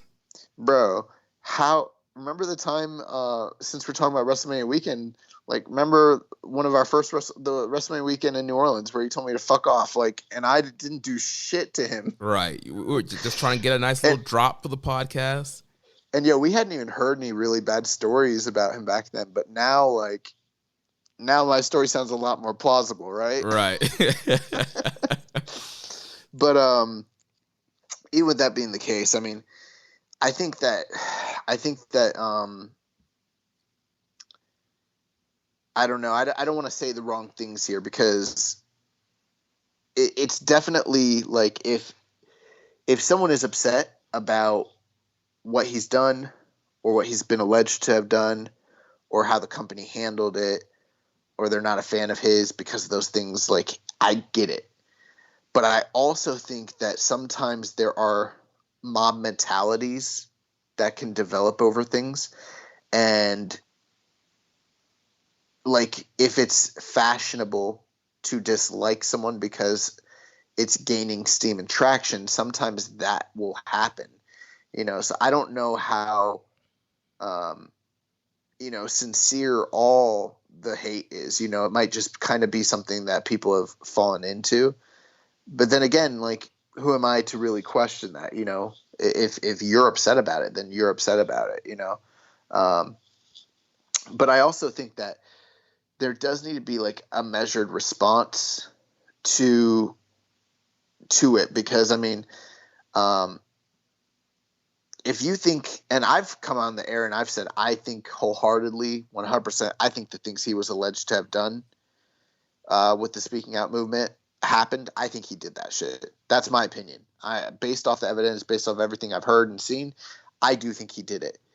But, I also have to understand that even if I think he did that, and those are terrible, awful things, it's not the same sort of thing as like what David Starr was doing, or like what Joey Ryan was doing, and like, I wouldn't necessarily personally lump him in with sexual predators, even though I think that, the allegations are very bad. And where you stand on all this, that's not for me to say. Some people might really not fuck with him over that shit, and that's totally fine, and they're justified in feeling that way. But at the same time, it might not be that. I don't know. Other people are able to kind of like separate the art and the artist. For me, I'm kind of that way, because I personally have been a fan of wrestling for almost my whole life, and I am of the knowledge and understanding that most of these wrestlers are not good people. And I don't hold them up as like virtuous, moralistic people that like I follow as entertainers because I think they're good people, or I think that they, you know what I mean? Like, that's not real. They're not the paragon of righteousness for me personally. So, I mean, I don't know. That's a hard question to ask. I mean, I probably said stuff just now that people are not going to like, so I don't know. Yeah, I mean, a lot of my thoughts are very similar to yours, and I'm kind of agree with you. I'm able for certain things kind of do that artist separation. I mean, if you kind of analyze, all the companies you support and things you buy, like, I'm sure if you look at a lot of the figureheads, there's probably a lot of horrible people leading some of your favorite companies or bands or whatever. And, we've said on the air several times, overall professional wrestlers, they are not the best people in the world. But yeah, if people have every right to be upset about the Ospreay thing.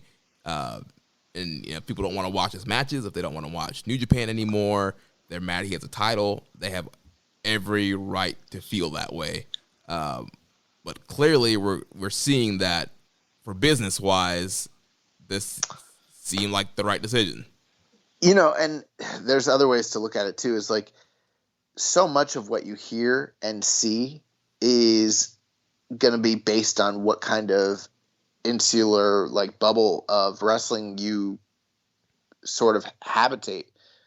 Because I mean, I can guarantee you that there are probably circles out there that are thrilled that he won and are heaping praise on him. And then there's other crowds who are not happy with this at all and are, upset and, talking shit about the company, and, that's fine too. But I don't know that just by taking a small sample size off of Twitter or off of Discord or whatever, social media you use to, do your wrestling talk, that's going to give you a holistic view of what all the fans realistically think, especially since their target audience is Japan. And I don't know that the Japanese crowd really cares about this on any real level. You know what I mean? Right. And I'm not saying you shouldn't care about it if you care about it. I'm just saying I don't think they do care. And that's something, if you're going to watch this company, you kind of have to, I guess, make peace with, or draw a line and say, I'm not going to watch, because as long as he didn't like sexually assault someone, didn't rape someone, didn't do something that he could literally go to prison for. Because let's be clear, the allegations, while ugly, they're things that maybe you could get fired for, but they're not things you'd go to jail for. Right. They're not things that there'd be a criminal case for. There was no criminal action. It was just something that was like shitty that maybe he could get quote unquote canceled for, in the eyes of fans or people in the industry. So, I mean, you kind of have to understand that there's a difference there. And for New Japan, on their end, after, investing all this time, all this energy, and all this money into him, and the fans being, heavily invested as well, I don't think that they're not going to, they're not going to not promote him based off an allegation that was never proven. Right. It's just not going to happen. Especially one that's not a criminal allegation. No, they're not going to. Yeah. I mean, fuck, they almost used Marty Scurll last month. Right. Yeah. So let's move on to the next question. Hey, I did want to say something. Ospreay won the title on his first attempt. Do you know who did not win the title on their first attempt? Yeah. Kenny Omega. Ospreay has beaten Kota Ibushi multiple times now. You know who's never beaten Kota Ibushi? Kenny Omega. Kenny Omega. I think that maybe this is the company letting us know, like, this is the new best bout machine. And you know what? If we wanted to go apples to apples, great match for great match, who's had more great matches in New Japan than Kenny Omega? Will Ospreay. And Ospreay might be throwing better V triggers than Kenny. That flying knee on Ibushi, that flying knee was like nothing I've ever seen before. It was nuts. It was mind blowing. Oh my god. Oh man. Let's go to the next question here from our buddy, the implications at the damn Implicat on Twitter. He says, is Shingo and Ospreay's elevation one of the better examples of folks killing it in the junior division and rising to main eventing for the world title? There are some obvious contestants to this. Yeah, I think that they are. Yeah, absolutely. I mean, I don't want to add too much to that. I think it is. Those are cases where guys did well. The only thing is, I don't think that this was necessarily a situation where these guys were earmarked as juniors, had to fight for years through the adversity to gain the ability or respect to jump. I mean, maybe in Will's case, there might be some of that, but for Shingo, there definitely wasn't. Based on both of their frames, though, and based on the investment, I think the company always intended for them to be heavyweights. Same thing with Kenny Omega. Kenny Omega was, and Kota Ibushi, I think, were both kind of like that. Like, I think long term, the company always intended for them to be heavyweights. They just were spending time as juniors prior to that, Right. Yeah, I think, they did an excellent job here with the elevation of both these guys. And, hopefully, we'll see more stuff like this if it works out. If a junior has that kind of frame and that kind of ability, that we would see more elevations like this.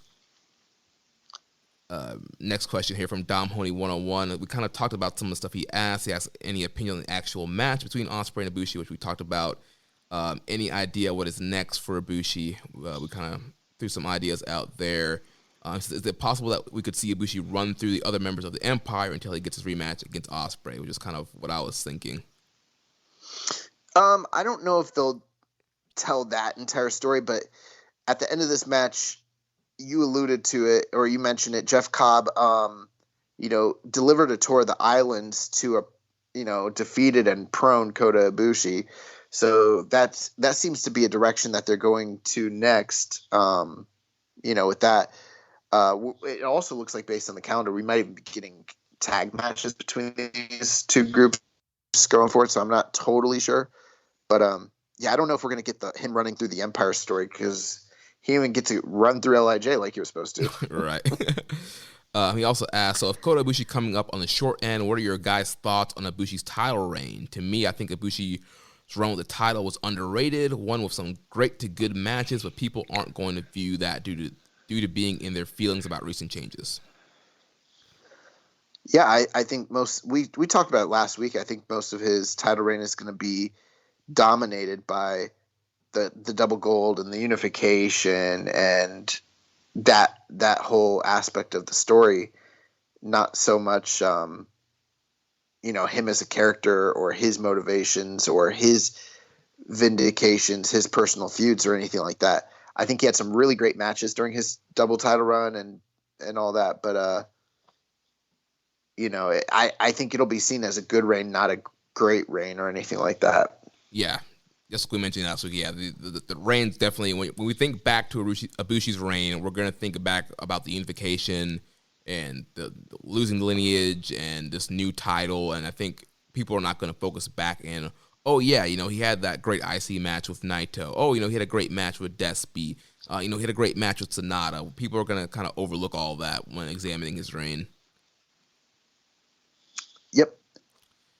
So that was the end of Sakura Genesis. There was a press conference the next day. We had Will Ospreay delivering his first press conference as the new World Heavyweight Champion. Did you catch that press conference? I did. Did you watch this? I did, yeah. And so Ospreay making a lot of interesting points, kind of talking about the future of the United Empire. He talked about, not being able to go back to the UK to defend the Rev Pro title, and saying it should be the IWGP British Heavyweight Champion. Talked about a United Empire version should happen in Stardom to help elevate some of the women there. Honestly, man, this was just a trolley thing. Everything he said was stuff that's never really going to happen, in my opinion. They were all things to play up to the fact that he's a heel champion. They asked him if he's going to split the titles. He said, I don't care about the past. No. Next. Yeah. And then he knows that many fans who are Joshi fans do not like Will Ospreay. They don't like what happened with him and B. Priestley recently at the end of the New Japan Cup. So he's trying to get some heat off that. And he's like, I could see us doing an Empire in Stardom. And like, bro, people fucking lost their minds over that shit. And guess what?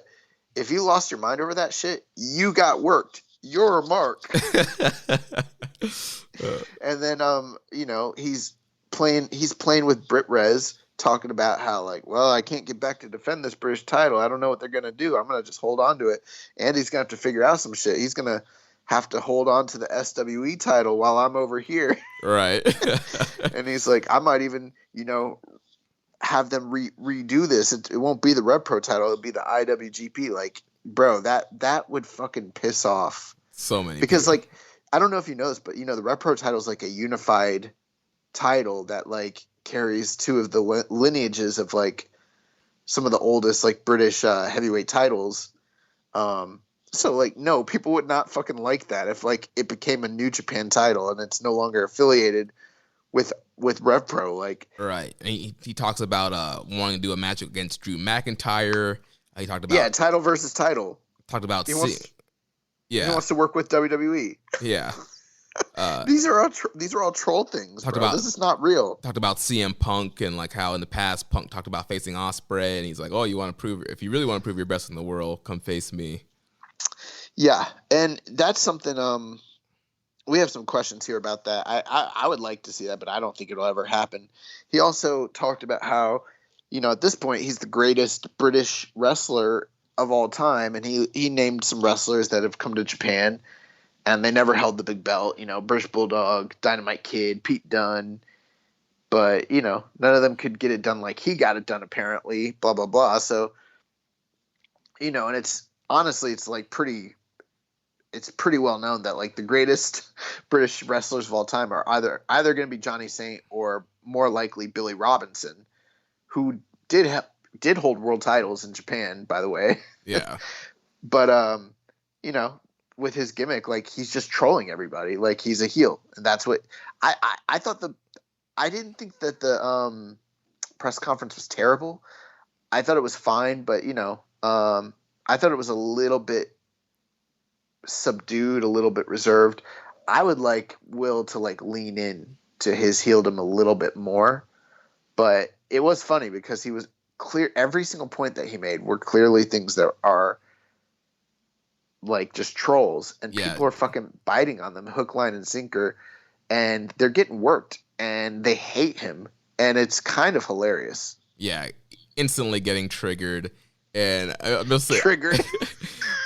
I'm just thinking of I know you really don't watch BTE that much anymore, but there was a scene last week where Private Party is with Matt Hardy now, and they're talking about how did you get the Butcher and the Blade to join our group, and Matt's like, oh, I went to Broken Matt and like talked to them in a way they could understand. And they were like, oh, so you worked them. You're like, you didn't have to work us to be on your team. He's like, oh, yeah, I did. I was, the Extreme Hardy Boys hero that you guys loved. And then Isaiah's like, oh, man, we're fucking marks.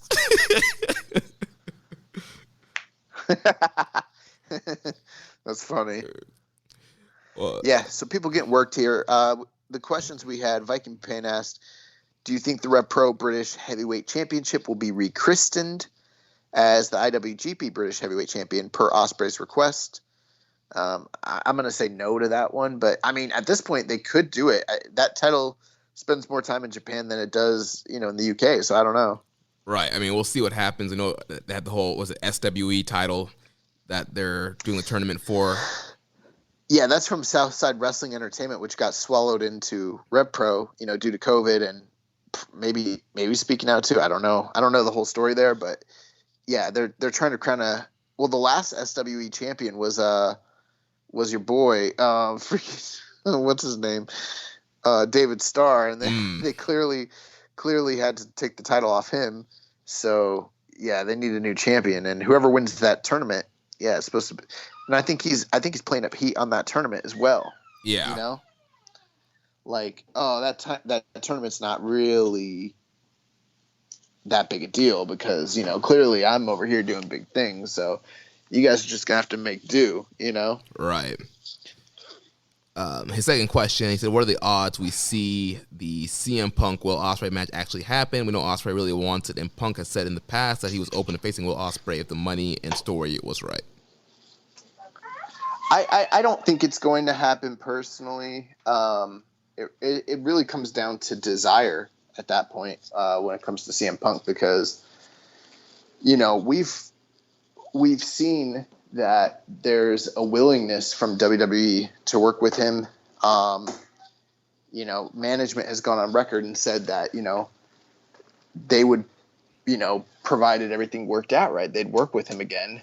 And history tells us that as well. But nothing. I mean, he was he was doing the Fox show very recently, and he never ended up doing anything with them. And I mean, there's a high likelihood that he just might not want to wrestle again. Right. I mean, there was some pictures that circulated recently that showed Punk training. I forget with who, but he was, in the ring doing some stuff recently. So who knows what that's about? But at this point, like if money's the subject, I mean, New Japan really can't compete. I mean, I guess they could, but you've got two monsters over in America who are both willing to spend a pretty dollar to get Punk to come back to work with them, especially, given how things are in the wrestling world right now. So anything that New Japan offered to him as far as monetary goes, Vince or TK could easily match that and, go beyond it. Right. Plus, we're in a global pandemic. We're still not at full capacity shows. There was news last week that the vaccines are rolling out pretty slowly in Japan, which has been sort of disappointing for a lot of folks. So there's that as well. So if they did end up working together, it would really come down to creative freedom and desire. Does Punk want to come to Japan, and does Punk want to wrestle for New Japan, and does Punk want to wrestle for the IWGP Championship, and does he want to put himself through hell to get into ring shape to do something like that? And I don't know that he does. I mean, maybe he does. I can't say, but right. I mean, the ball is totally in his court whether he's going to wrestle or not. It's all up to him because people have made offers. People want to use any company right now would love to use him. So it's all up on him. All I know is if they want to do business, they better not text him because once you do that, the offer's off the table. Like he doesn't even want to talk to you. All right, so now we got to talk about the Wrestling Dontaku Tour. We have a lot of match announcements. We got a ton of shows coming up. So I have the full card here for the tour that kicks off on Saturday. And then for the rest of the shows, I just kind of picked out the kind of the big highlight matches because obviously we'll do previews as we get to some of these shows and do a more in-depth. But I just kind of want to look at some of the bigger matches on the Road 2 shows, and then we can look at the full cards for Wrestling Satsuma no Kuni and the 2 nights of Wrestling Dontaku. So on I say we just run through them. Yeah, so on Saturday's upcoming card, we have Tsuji versus Gabriel Kidd. We have Imura, Sho, and Yo versus Suzuki-gun Suzuki, Yoshinobu Kanemaru, and El Desperado. Suzuki-gun unit of Doki and Dangerous Tekkers against Jado and Girls of Destiny. Then we'll have 2 elimination tag matches. So in semi-main, we have the Chaos team of Yoshihashi, Ishii, Goto, Yano, and Hiroshi Tanahashi taking on the Bullet Club team of Jay White, Kenta, Evil, Yujiro Takahashi, and Taiji Ishimori. And then the main event elimination match will be the LIJ team of Shingo, Naito, Sanada, and Bushi taking on the United Empire, Ospreay, Okan, Jeff Cobb, and Aaron Hanare. Yeah, I don't have really much to say there. I mean, I'm assuming this is a Corkin show? I believe it is, yeah. Yeah, I mean, it looks like a Corkin show. It's a Road 2 show, so. And then there'll be some Road 2 shows after that, but no really kind of big matchups until we get to the April 18th show, with the main event being Sanada and Naito versus Aaron Hanare and Great Okan. Yeah, I think this one's interesting because we're getting Hanare and Sanada again. Hanare having picked up that win off of Sanada, and then obviously the Naito Khan feud kind of continuing there. Yeah, and it's going to be interesting because they have some matches coming up on the 26th, and so it's going to be interesting to see if they kind of do the same thing here, where like does Okan like hit his finish on Sanada, and then Hanare do his finish again to kind of get the win there, or kind of what they're going to do. Yeah, because you don't really have an established pin eater in that match, so. Yeah, I think most fans will probably assume, oh, well, Hanare is probably going to get pinned, but yeah, maybe they go with Sanada getting pinned again, or who knows, maybe Naito getting pinned. We will see. Road to Wrestling Dontaku, April 19th. We have 3 singles matches. We have Tomohiro Ishii taking on Yujiro Takahashi, Hiroki Goto taking on Taiji Ishimori, and Yoshihashi taking on Kenta. This is all in preparation for the next evening when these 6-man teams will be facing off against one another for the Never Openweight 6-man Tag Team Championship. Right, so yeah, on the 20th, Ishii, Goto, and Yoshihashi defending against Taiji, Yujiro, and Kenta. So a little interesting build here with the singles matches. Obviously, I think Goto is going to get his win back there on Taiji. And then I think the Ishii, Yujiro, and Yoshihashi Kenta matches are kind of could go either way. Yeah, it's interesting. I can't remember a time where they've done a 6-man tag feud and then paid it, had a preview with singles matches. It's usually, with New Japan, we usually get tag matches to preview singles matches. So it's kind of the opposite here. Right. Or you would get like a 10-man tag to preview the 6-man tag. Something like that. Yeah. So I think that's a little unique. I'm looking forward to it. April 26th, Road to Wrestling Dontaku, singles match between Sanada and Aaron Hanare, as well as Tetsuya Naito and Great Okan. Yeah, 2 kind of big matches. They're kind of surprised they're happening on a Road to, especially the Naito Okan match, since that was kind of a big deal in the New Japan Cup. And also, we'll give final predictions as we get closer to the show and preview it. But yeah, 2 kind of big matches there on this Road to. Yeah, I mean, with the way that the schedule has been laid out this year and everything, I don't really totally understand it all the time, so I couldn't even begin to speculate why. Yeah. So then we'll have Wrestling Satsuma no Kuni, Night 1, Wednesday, April 28th. We'll have the main event of the IWGP Junior Tag Titles on the line, Roppongi 3K, defending against Desperado and Kanemaru. Then we'll have Toru Yano defending the KOPW 2021 provisional title against Evil. And we had a question from Muzza. He says, good to see Evil finally in the spot he should be in the KOPW trophy hunt. But could Evil make it work and be somewhat more legitimate, whereas Yano has not? No and no. I don't even want to spend time I don't have the time or energy to discuss the nuances of an Evil KOPW provisional title reign. Fuck that. Then we'll also have United Empire, Ospreay, Okan, Hanare, and Cobb. Again. I mean, I wouldn't even go over these. We've got preview matches underneath it. I wouldn't even discuss those, to be honest. So looking at the night 2 then, Thursday, April 29th, which is also, again, a bunch of tag matches. The main event is Tanahashi and Ibushi Golden Ace taking on Aaron Hanare and Jeff Cobb. Yes. That one is interesting. And I think the one underneath it is also interesting because the semi-main is Ospreay and Okan against Shingo and Naito. So all four members of the United Empire in tag action in these top two build matches. And in both cases, you don't really have a firm established pin eater. So you kind of have some up in the air situations there as far as what's going to be happening.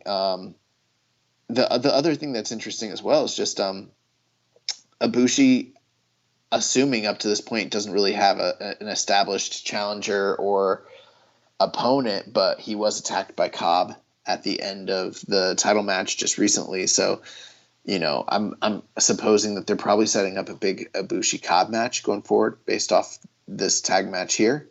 Yeah, that would make the most sense. That would make the most sense.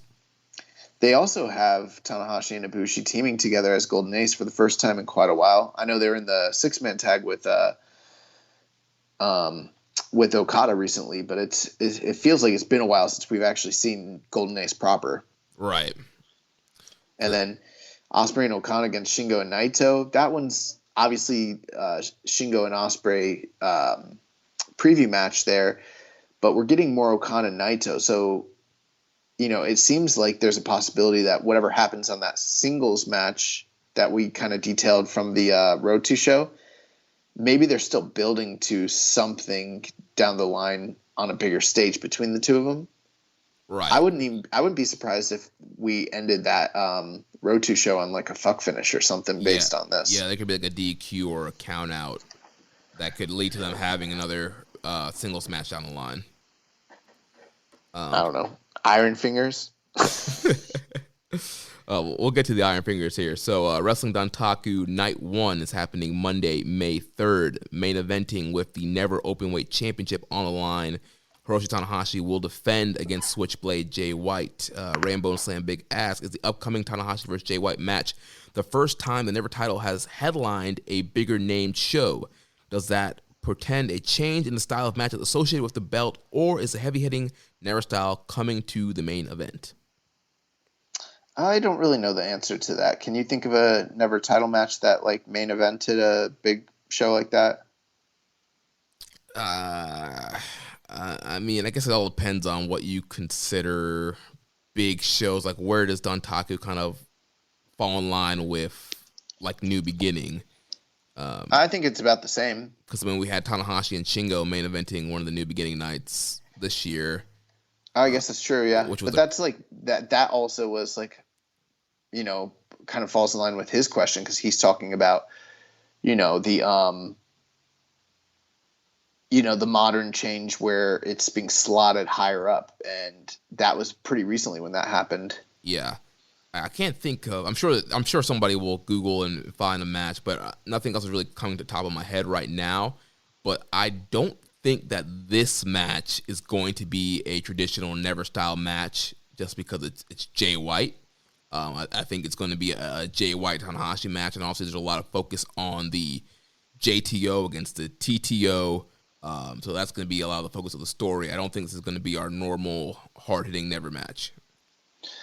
No, and I think that's kind of what his question is, a change in style of the match associated with the belt, a change in its slotting within the company, how it's being perceived.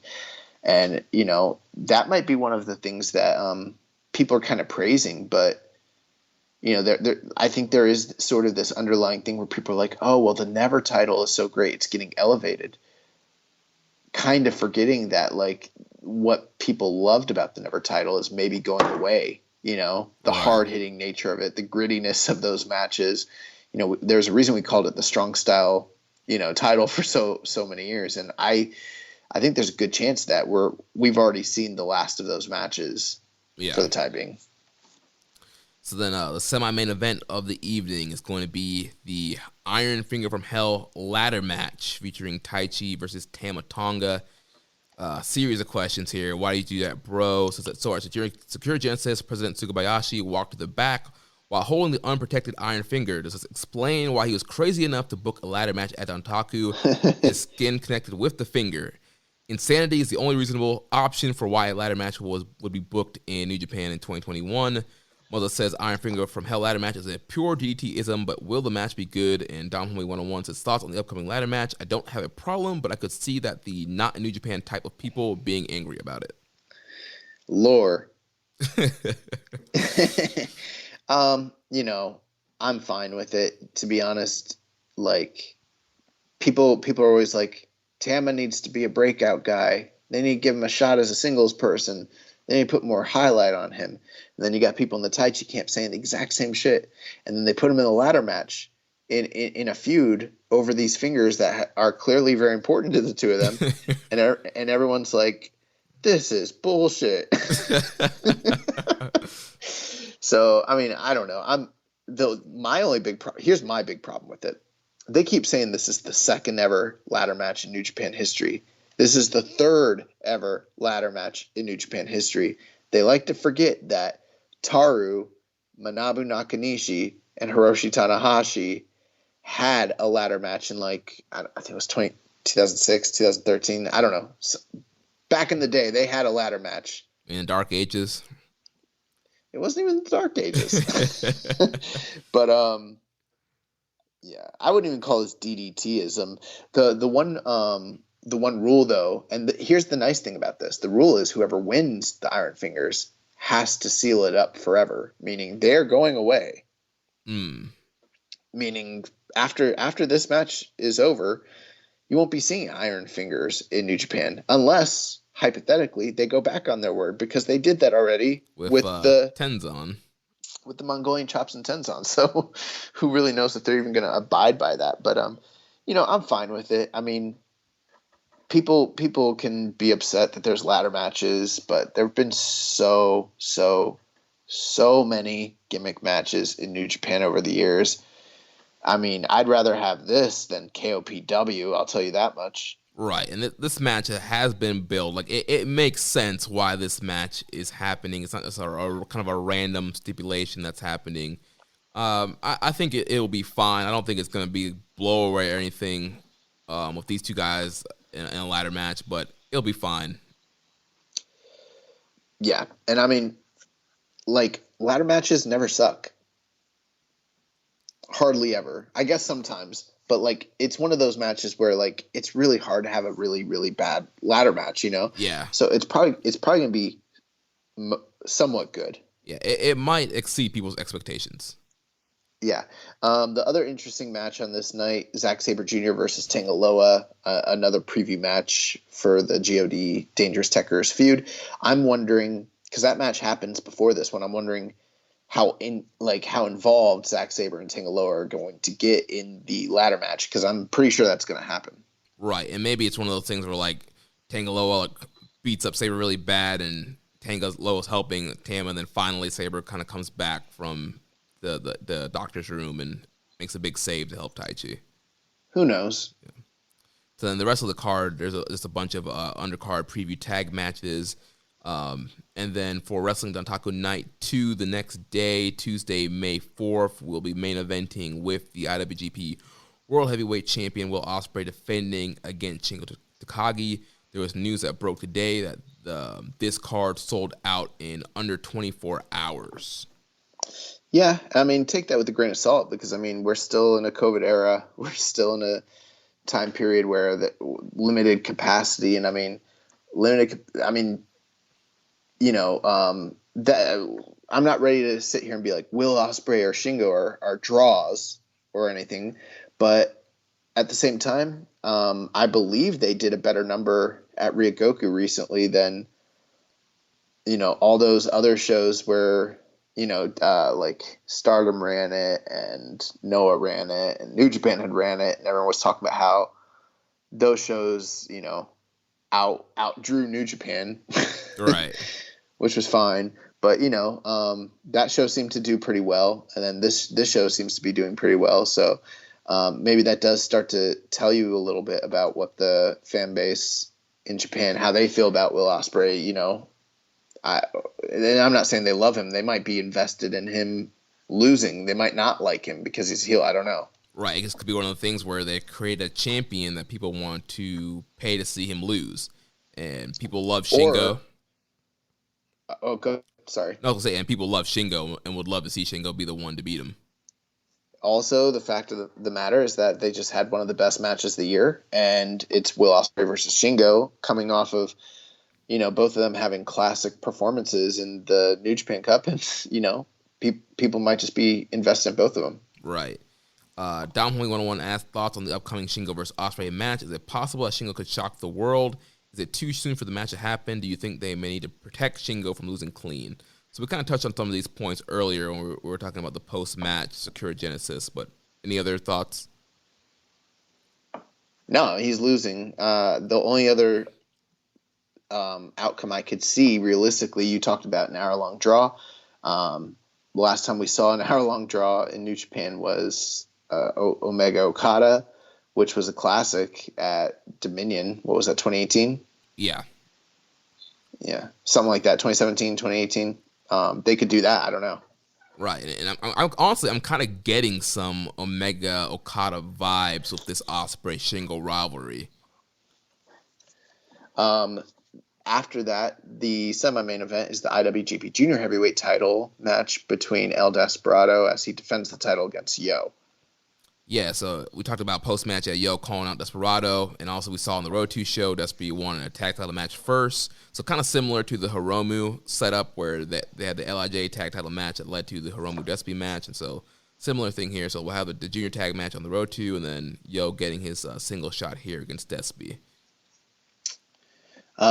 We also had a question here from Mitch MM22. He said, what are your thoughts on the gimmick matches announced for the next run of shows? I haven't been one to complain as much as other fans because I really have been enjoying New Japan as of late, but Evil versus Yano for KOPW and a ladder match for a set of Iron Fingers is not what I'm looking for in New Japan. Viking Pain also asked, he said, with all the gimmick matches, booking blunders, match interferences, unwanted title unifications, new belts, domestic abuse angle currently running wild in New Japan, my question to you is, was Harold May the greatest of all time? Was he the GOAT? Stupid. This is another question. I don't appreciate this tone. Like, people that make the jokes on this show are you and me. I don't like the fans sending in fake questions, okay? It's bullshit.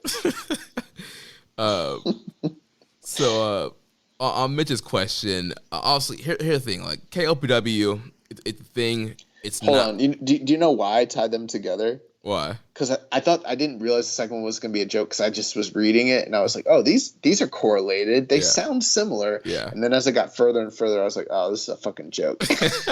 You got worked. Yeah, we do the working around here, brother. We've seen that KOPW is not going away, at least for the foreseeable future. So we're going to have KOPW matches. At this point, I don't think there's really any point in complaining. You can not like KOPW, but you have to know that these matches are going to happen. I mean, there are things you could do. You could not watch. You could also petition your local New Japan president. Get a petition together. Get a letter writing campaign started and start reaching out to the chairmans, Obari, Sugabayashi, let them know, let your voice be heard, It's not much we can do. Like, we either have to endure it, or we can complain about it, or we cannot watch, or we could do something. But ultimately, this is the shit we're getting. Yeah, and I think these two matches are not really the focus on this upcoming tour. There's a lot of great matches that are slated for this tour. And these are a part of two rivalries that have been happening over the last several months. Here's the thing. With Evil Yano, best case scenario, the match exceeds expectations. It's entertaining, kind of like the Chase Owens match. Yeah. They go out there, they treat it kind of serious, and it's actually good. But then guess what's going to happen afterwards? It's not going away. It's just going to keep happening. So, even that's your best case scenario. So yeah, I'm right there with you guys. I during the review, I'm hand waving this shit. I don't care about Yano and the KOPW title or Evil. The one saving grace is that I don't have to watch Evil in the main event, I guess. So there's that. Right. So we could like chalk that up as a, another one for the good guys. But I don't know. I like ladder matches, man. Like I'm fine with it, especially since like there's an object. They've been fighting over it. They're gonna suspend it. This guy's got to climb a ladder. Makes sense to me. I'm fine with it. Like if you're not, I get it. Whatever, Yeah, But I like ladder matches too. The only thing is, I'm just kind of curious to see how a guy like Tai Chi and Tama Tonga are gonna do. Because normally you kind of get the flippy do guys, or at least one flippy do guy in these ladder matches for cool spots. So I'm kind of curious to see how that's gonna play out. like if you just want pure sport, like I don't know, the UFC exists. Could watch that. There's GLEAT. I've heard some good stuff about GLEAT. You can watch Fu-10. There's Hard Hit. You can watch some blood sport this week. I don't know, man. I don't know what to tell you. I feel like Ring of Honor has been kind of sticking to more in-ring stuff with the foundation. Nah, fuck them. And the pure rules. They did a fucking cinematic match. I heard it wasn't cinematic. I heard it was kind of just like an on-location kind of fight. Did they shoot it? Yes. Cinematic.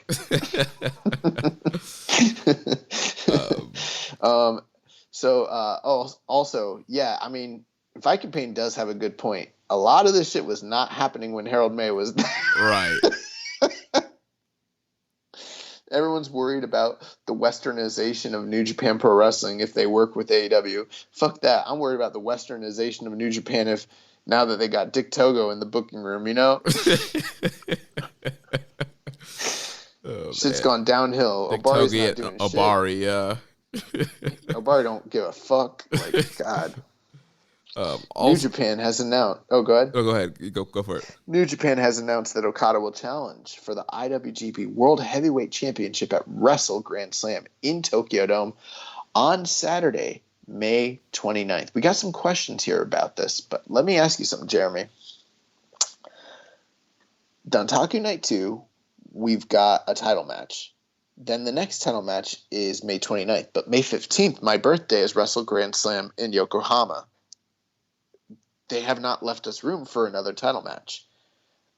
What's going on? I don't understand this. Well, the thing is, I think there is going to be another title match at Yokohama Stadium. So you think it's going to be... Oh, I know what you think is happening. You think him and Shingo are going to wrestle to a draw, and then they're going to have the rematch at Yokohama? No, not necessarily. I think there's two people that could challenge. So I think either Ospreay's winning or there'll be a draw, and then there's two people that make sense to come out. You could have Ibushi come out, and you could run back Ibushi and Ospreay at the stadium, and Ospreay and Ibushi trying to get the title back. Or you could have Naito come out.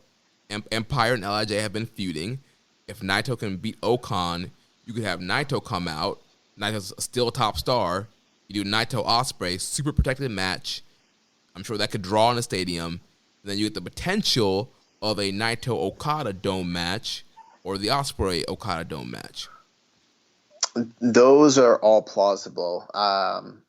Yeah, those make sense. I'm not even going to argue against them because I can't think of other scenarios that are better. I mean, those are the ones that make the most sense. I could see a situation where hypothetically him and Shingo have an hour-long classic and then they have to settle it at Yokohama. Yeah, that could work too.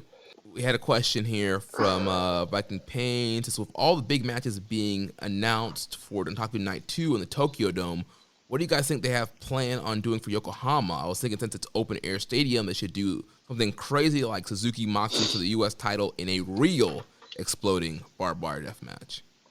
I would love for them to do that, but keep in mind this company is not really known for exploding barbed wire death matches. I mean, all the ones they did were centered around Onita and that being his signature match. So, I mean, they don't really have a guy like that in the company. So, I mean, that would be them just doing an exploding barbed wire match for, exploding barbed wire match's sake. So, I don't know. Right. But like I said, I definitely think we're going to get some kind of big title match for the stadium. And, I mean, they got to fill a stadium up with what they have. So, I have a feeling there's going to be some stuff that happens on this Dontaku tour that is going to set some stuff up for Yokohama. Yeah, we got to be on the lookout for whatever it ends up being, because they don't have a lot of time to build to this show off of Dontaku, and it has to be something that's going to draw big. So they really got to do something. The other thing too is, like, if everyone's to be believed, and we all expect that Okada is getting this new title from Ospreay, his reign's going to look worse than Ibushi's if he doesn't, turn around and have a couple successful defenses before he, hands it over to Okada for 18 months. So, yeah, I mean, I think that kind of makes sense that he would beat Shingo and then potentially beat, like, Naito sounds like a big money match. My only question is, like, if they do that, like, with that little of a build, is it going to draw? Maybe it will. If it does, are they blowing their, like, load a little too, or, like, blowing their wad a little too soon, Yeah. Well, there are some LIJ United Empire matches, multi-mans. Obviously, it's more based on Okada and Naito, but Ospreay is going to be in some of those matches, so you could kind of build up some stuff there with Ospreay and Naito in those multi-man matches. Yeah, I'm just thinking, like, it's like 14 days. Yeah. It's 2 weeks. It's not a lot of time. You got to come hard. You got to come correct if you're going to, like, draw here. So yeah. Next question from Rainbow and Slam Pick. Are we going to see another stacked card with multiple title matches and hot singles matches this year, or is that now just for Wrestle Kingdom? And the type of cards we're seeing are the new normal. Is it a lingering COVID thing or the new baseline for NJPW? Only time will tell us that. Nobody really knows the answer to this. I do have concerns that down the line the company might learn, hey, we can draw pretty well, with a skeleton crew, giving people, tag team matches and preserving these guys' healths and bodies and making money, and they continue to give us more of that. On the flip side, there's also the case where they're like, hey, we're not doing the business we could be doing. We need our full roster. We need more people. We need to, do better shows and give better cards, and maybe things return to normal once COVID's kind of over. So it's hard to tell at this point. Yeah, there's just so many question marks there. Yeah, but it's definitely something to kind of keep our eyes on what happens. Like you said, easily we could see them. Maybe they're like, oh well, we can pull off these multiple shows. I mean, once we get a bigger roster back, we could continue to do these multiple shows. So it'll be interesting to see what happens there. Last question from Dom Homie 101 is it possible that New Japan could pull a swerve and give us an IWGP World Title match at Yokohama Stadium?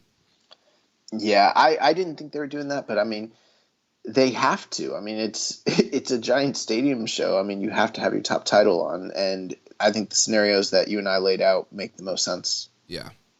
So then also social media this week, we had a very unexpected video drop. The Deaf Rider, Jon Moxley, calling out Blue Justice, Yugi Nagata. To me, this has to be the match that he was talking about on Observer when he was like he had a cool match plan that nobody would expect. So this has to be it. So lots of questions here. Viking Payne said, where do you... You know what's funny, though? I think when he said that, we were like kind of guessing. Like, I think in our friend group, we were all like, Nagata? Yeah. Because we're like, who's the other old tough, old man that would be really cool that he could fight? Like, I feel like on the air here we might have even said Nagata. I think we might have.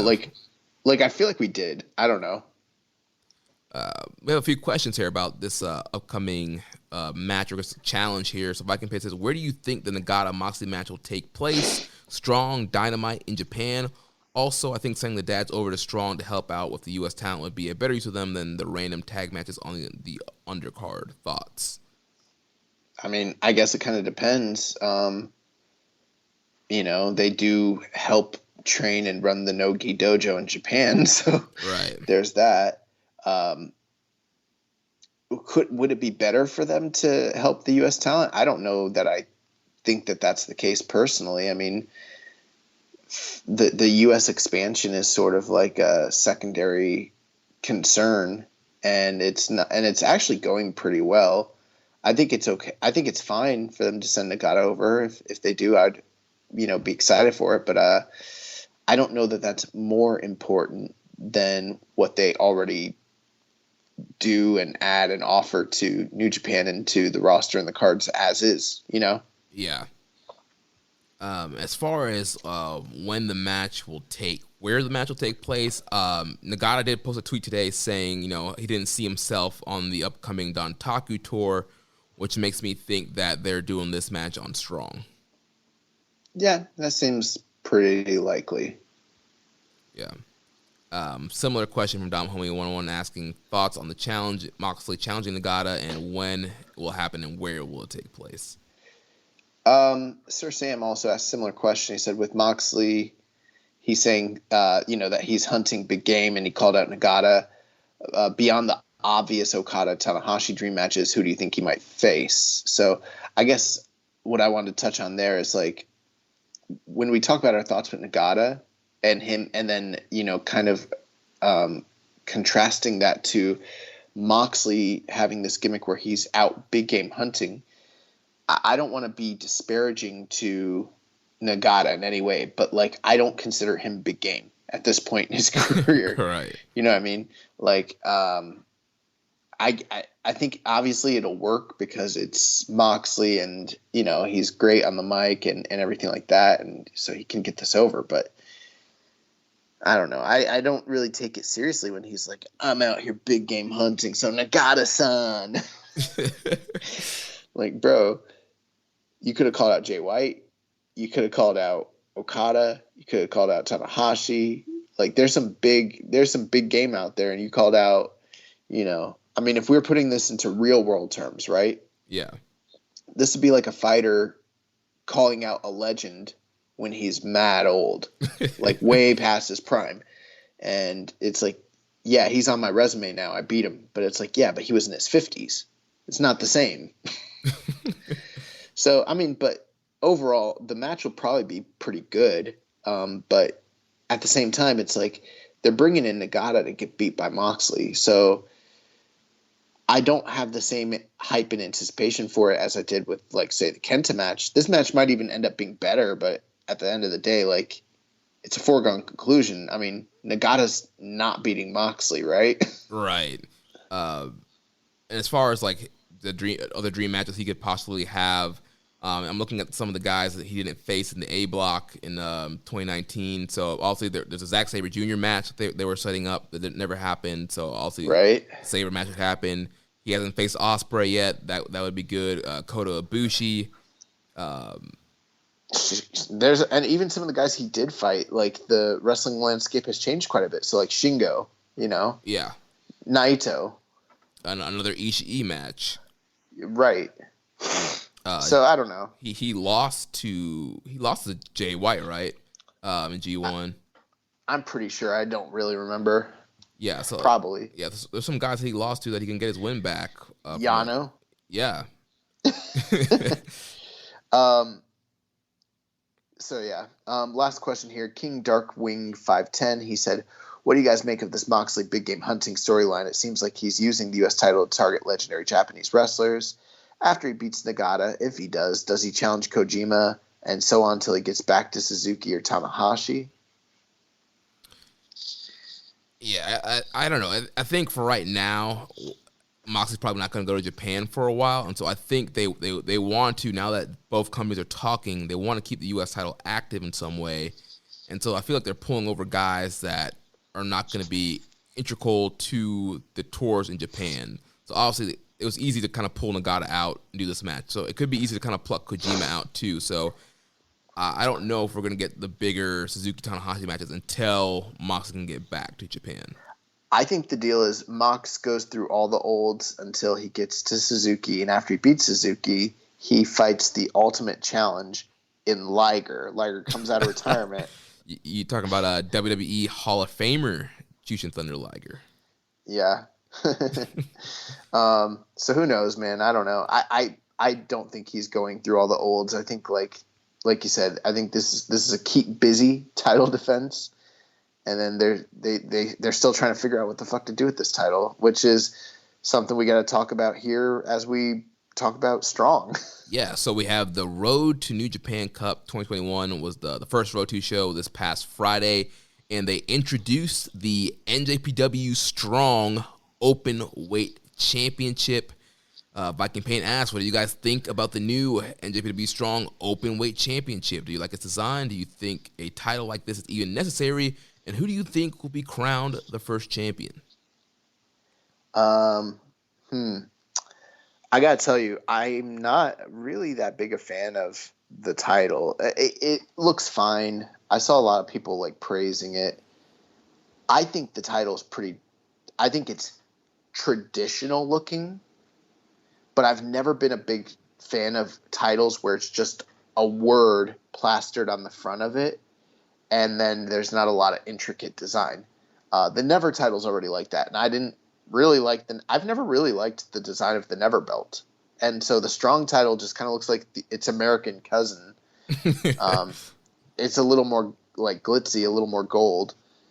But I think people are more comfortable with it because they're comfortable with the shape. You know, Yeah. I saw people like being like, this is way better than the IWGP title. I'm like, no, it's not. The other thing is, I'm just not a big fan of this because my whole thinking was with the U.S. expansion that we were going to get the U.S. title involved back into the Strong product, and that was kind of the deal when they had the Kenta Mox match. I didn't expect Mox to be there every week or anything, but obviously I expected him to face the winner of this tournament. I expected him maybe once every 3 months, once a quarter, until he drops the belt, which I thought was inevitable. But at the rate it's going, it feels like he can't drop the belt. Like, they don't have anything big enough. Like, at this point, it feels like the only way he's dropping the belt is if he fights like a big name in the Tokyo Dome. Right. And other than that, they're not going to have him drop the belt. So it feels like because of politics, it's necessitating them having to create a Strong title, which is like that's stupid because it's redundant. They already have a U.S. title, and it's in the United States as we speak. That is fucking stupid. So no, I'm not a big fan of it. Also, I do not like that it's called the New Japan Pro Wrestling Strong title. There has never been a New Japan title in the history of New Japan ever, going back to 1972. Every single governing body has either been an IWGP or a Never division title. I'd rather them just call this the Strong title and not have NJPW in front of it, or just not do it. But yeah, we for the first time in history have a New Japan title, which like I don't know who fucking like in marketing overlooked this shit. Yeah. Here's what I think about the U.S. title. I know that we kind of assumed that the U.S. title will be part of like the U.S. expansion, maybe part of Strong, but I feel like even pre. Go ahead. I'm sorry. I think even pre-COVID, I feel like the U.S. title was going to be more of a main roster New Japan title than it would be for the U.S. expansion. I mean, we saw several U.S. shows happen that did not feature the U.S. champion or U.S. title defenses. Right. And so, obviously, I do think, with the politics and with Mox being the champion, they wanted something. Because one thing with Strong, like, it's really good when there's tournaments and there's something people are fighting for. But in between the tournaments, it's kind of like a lag because people are just random matches happening. There's nothing that people are really fighting for. So if the U.S. title's not going to be involved, I'm kind of fine with this Strong Openweight title being introduced. I kind of see it almost as a TV title kind of role, and something for these U.S. guys to kind of fight for. And the thing is, like, a lot of these U.S. guys might not ever end up like fighting for New Japan proper, and so they might just be a part of the U.S. brand. It's kind of something they can fight for. And so I'm kind of fine with that, and I think it could be a great thing for maybe guys on excursion, like guys like Narita, who are going to be in this tournament that they could kind of win and get some experience being a champion that way. Well, here's the thing, Jeremy. You make some great points there, and I agree with most of it, but 2 points. It's not an assumption on our part that it was going to be part of the U.S. expansion. This was a promise from New Japan when they created the title and they revealed it at Ring of Honor. They said, this is going to be the IWGP US title, and it's going to be the prize here in the States, and it's going to be shared between Ring of Honor and New Japan Pro Wrestling. They told us that. And then they had a tournament here in the States for the fucking shit. So it's like, and then here's the other thing. You said, if it's not going to be the brand's title, then you're fine with them having this belt. And I get that, and that makes sense. But there's no reason realistically that it shouldn't actually be used for the expansion. Just because they didn't do it doesn't mean that it's right. You know what I mean? Right, yeah. What is the point of having a U.S. title if you're not going to defend it in the U.S.?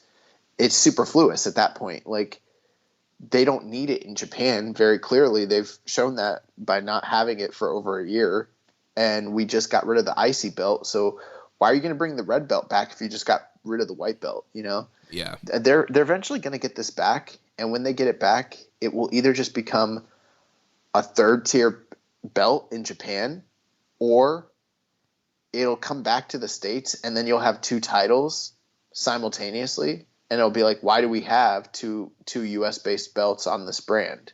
Right. I think in that case, the U.S. title will kind of become the quote unquote like world title of Strong, and then the open weight's your secondary, your TV, or your kind of IC title. Well, here's your only problem with that. That I could see that happening, but then if you've been treating the Strong title like the world title for like let's just imagine, let's do a long timetable. Let's say a year and a half it's been the world title, and then you bring the U.S. title back, and now you've got two. At that point, you basically got two equal-footed belts. Are you just going to demote the Strong title, and then all those champions that were kind of treated as the guy in the company, all their reigns kind of get like de-elevated a little bit? Like, this is stupid. Do you see what I'm saying? Yeah, like, yeah. At this point, like,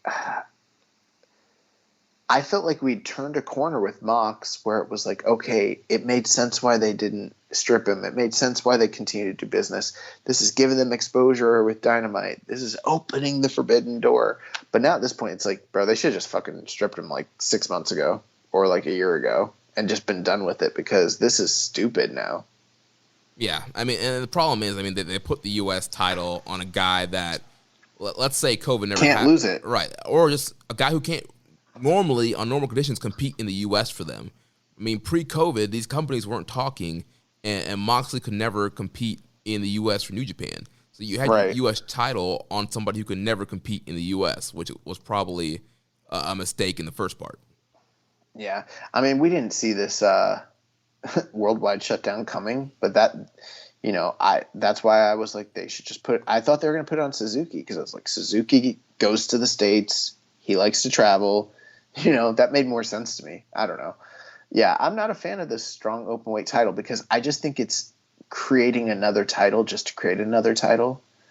And, like, it's fine for the purposes you mentioned, but I also could see – I'm looking at the big picture here, and I just see, like, you already got a U.S. title. Just take it back. Right. You know, because essentially we're having two U.S. titles now. Right. And one, and you know, just like Highlander, there can only be one. Yeah.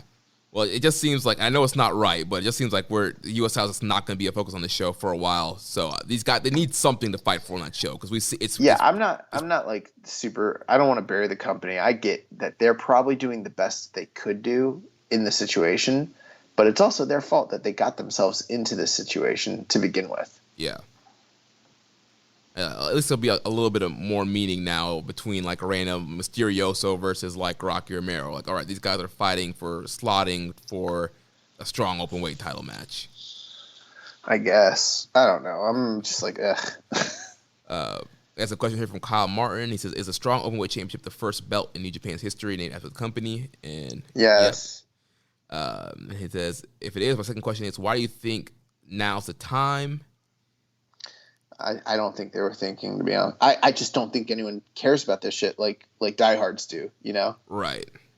I don't know. I would have rather them just call it the IWGP Strong Openweight title. Or they could have even just called it the U.S. Strong Openweight title. I don't know.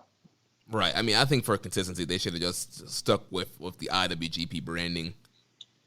Or they could have just said it's just the strong openweight title. Yeah. You know, like I don't like having the New Japan branding on it. That's fucking, bro. What are they gonna do next? Start rebranding everything New Japan?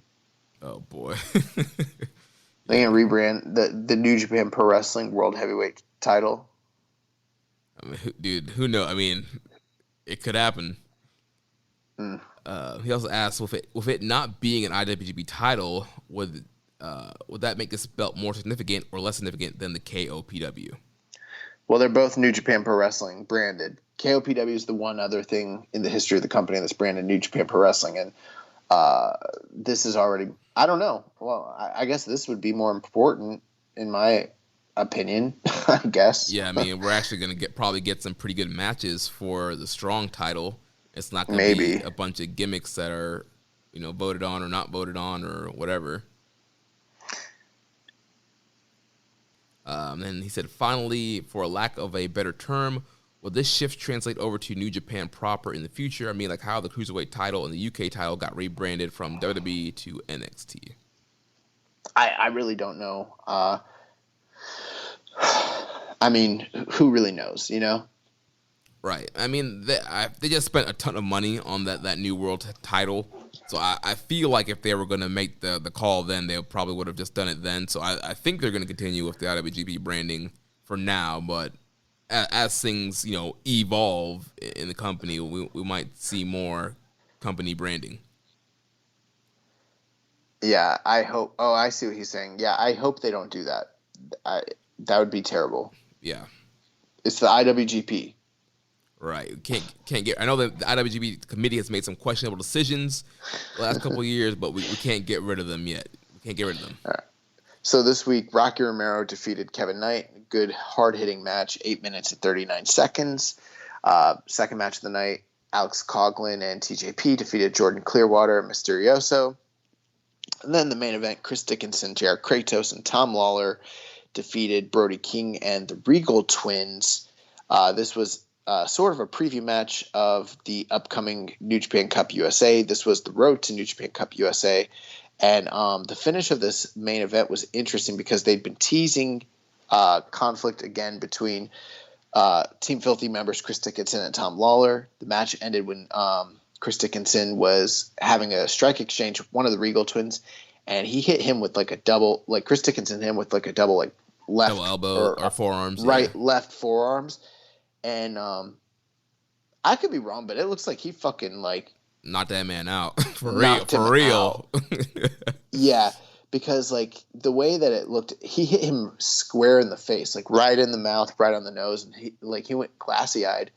And then the camera, and keep in mind it's a tape show, the camera shifts away to outside action, and then when it shifts back, the referee's just calling for the bell. We never actually saw him like check on the competitor. We never saw a pinfall attempt or anything. Like it just seemed really weird the way they did it. I think he might have knocked him out. The only thing is, also a few seconds later, they seemed to be fine. But they could have actually like halted production, got everything back together, and then picked up again later, like, because it looked like he fucking knocked him out, bro. Like, bad. Yeah, I saw that. I was like, wow. That was like a pretty stiff shot.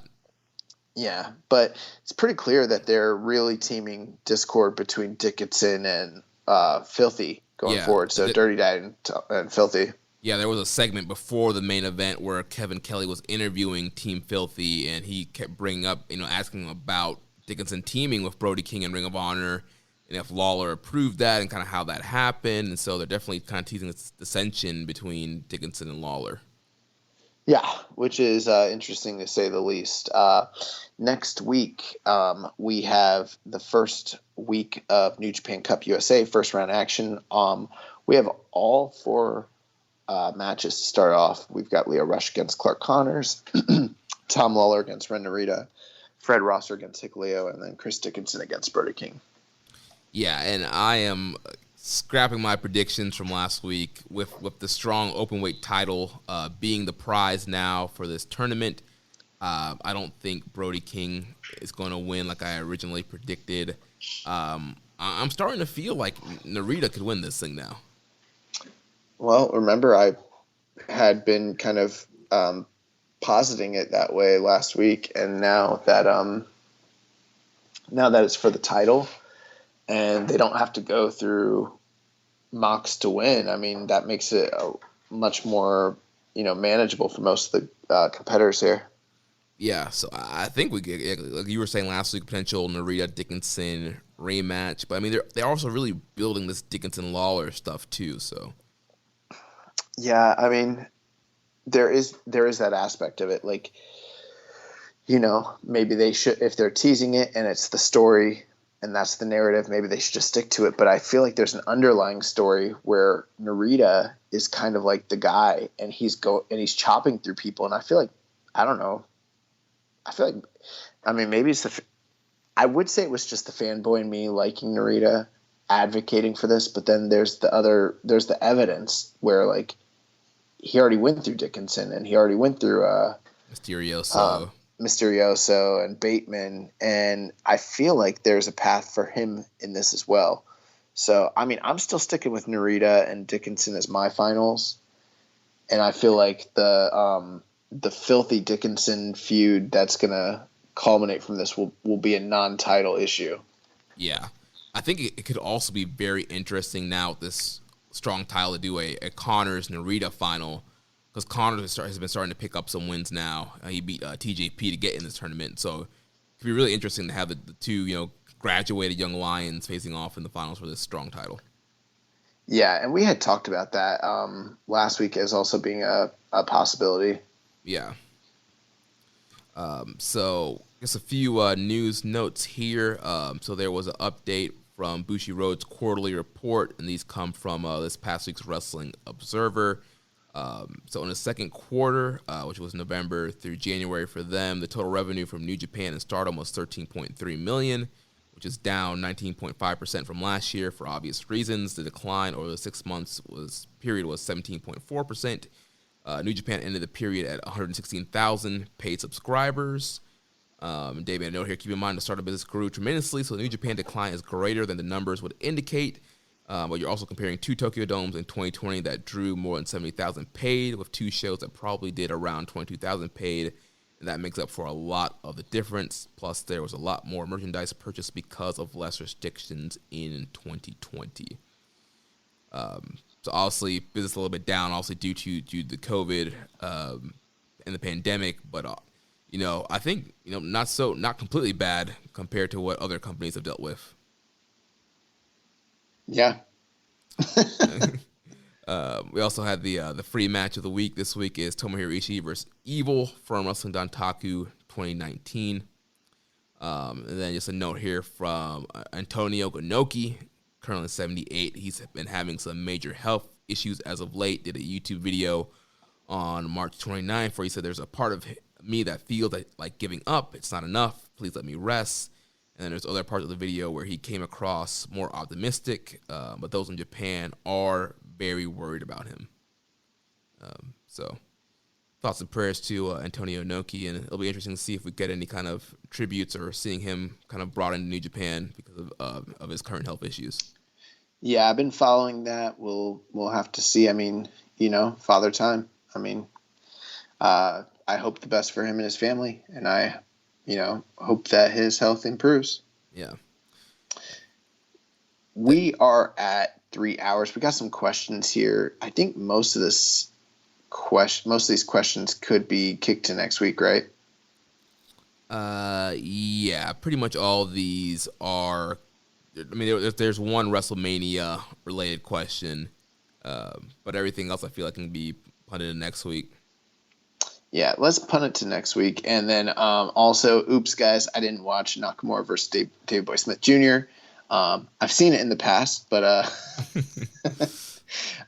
that'd be me going off of, what is that, like 8 years? So, yeah, I'm going to need to watch that for next week and then come back with my recommendation.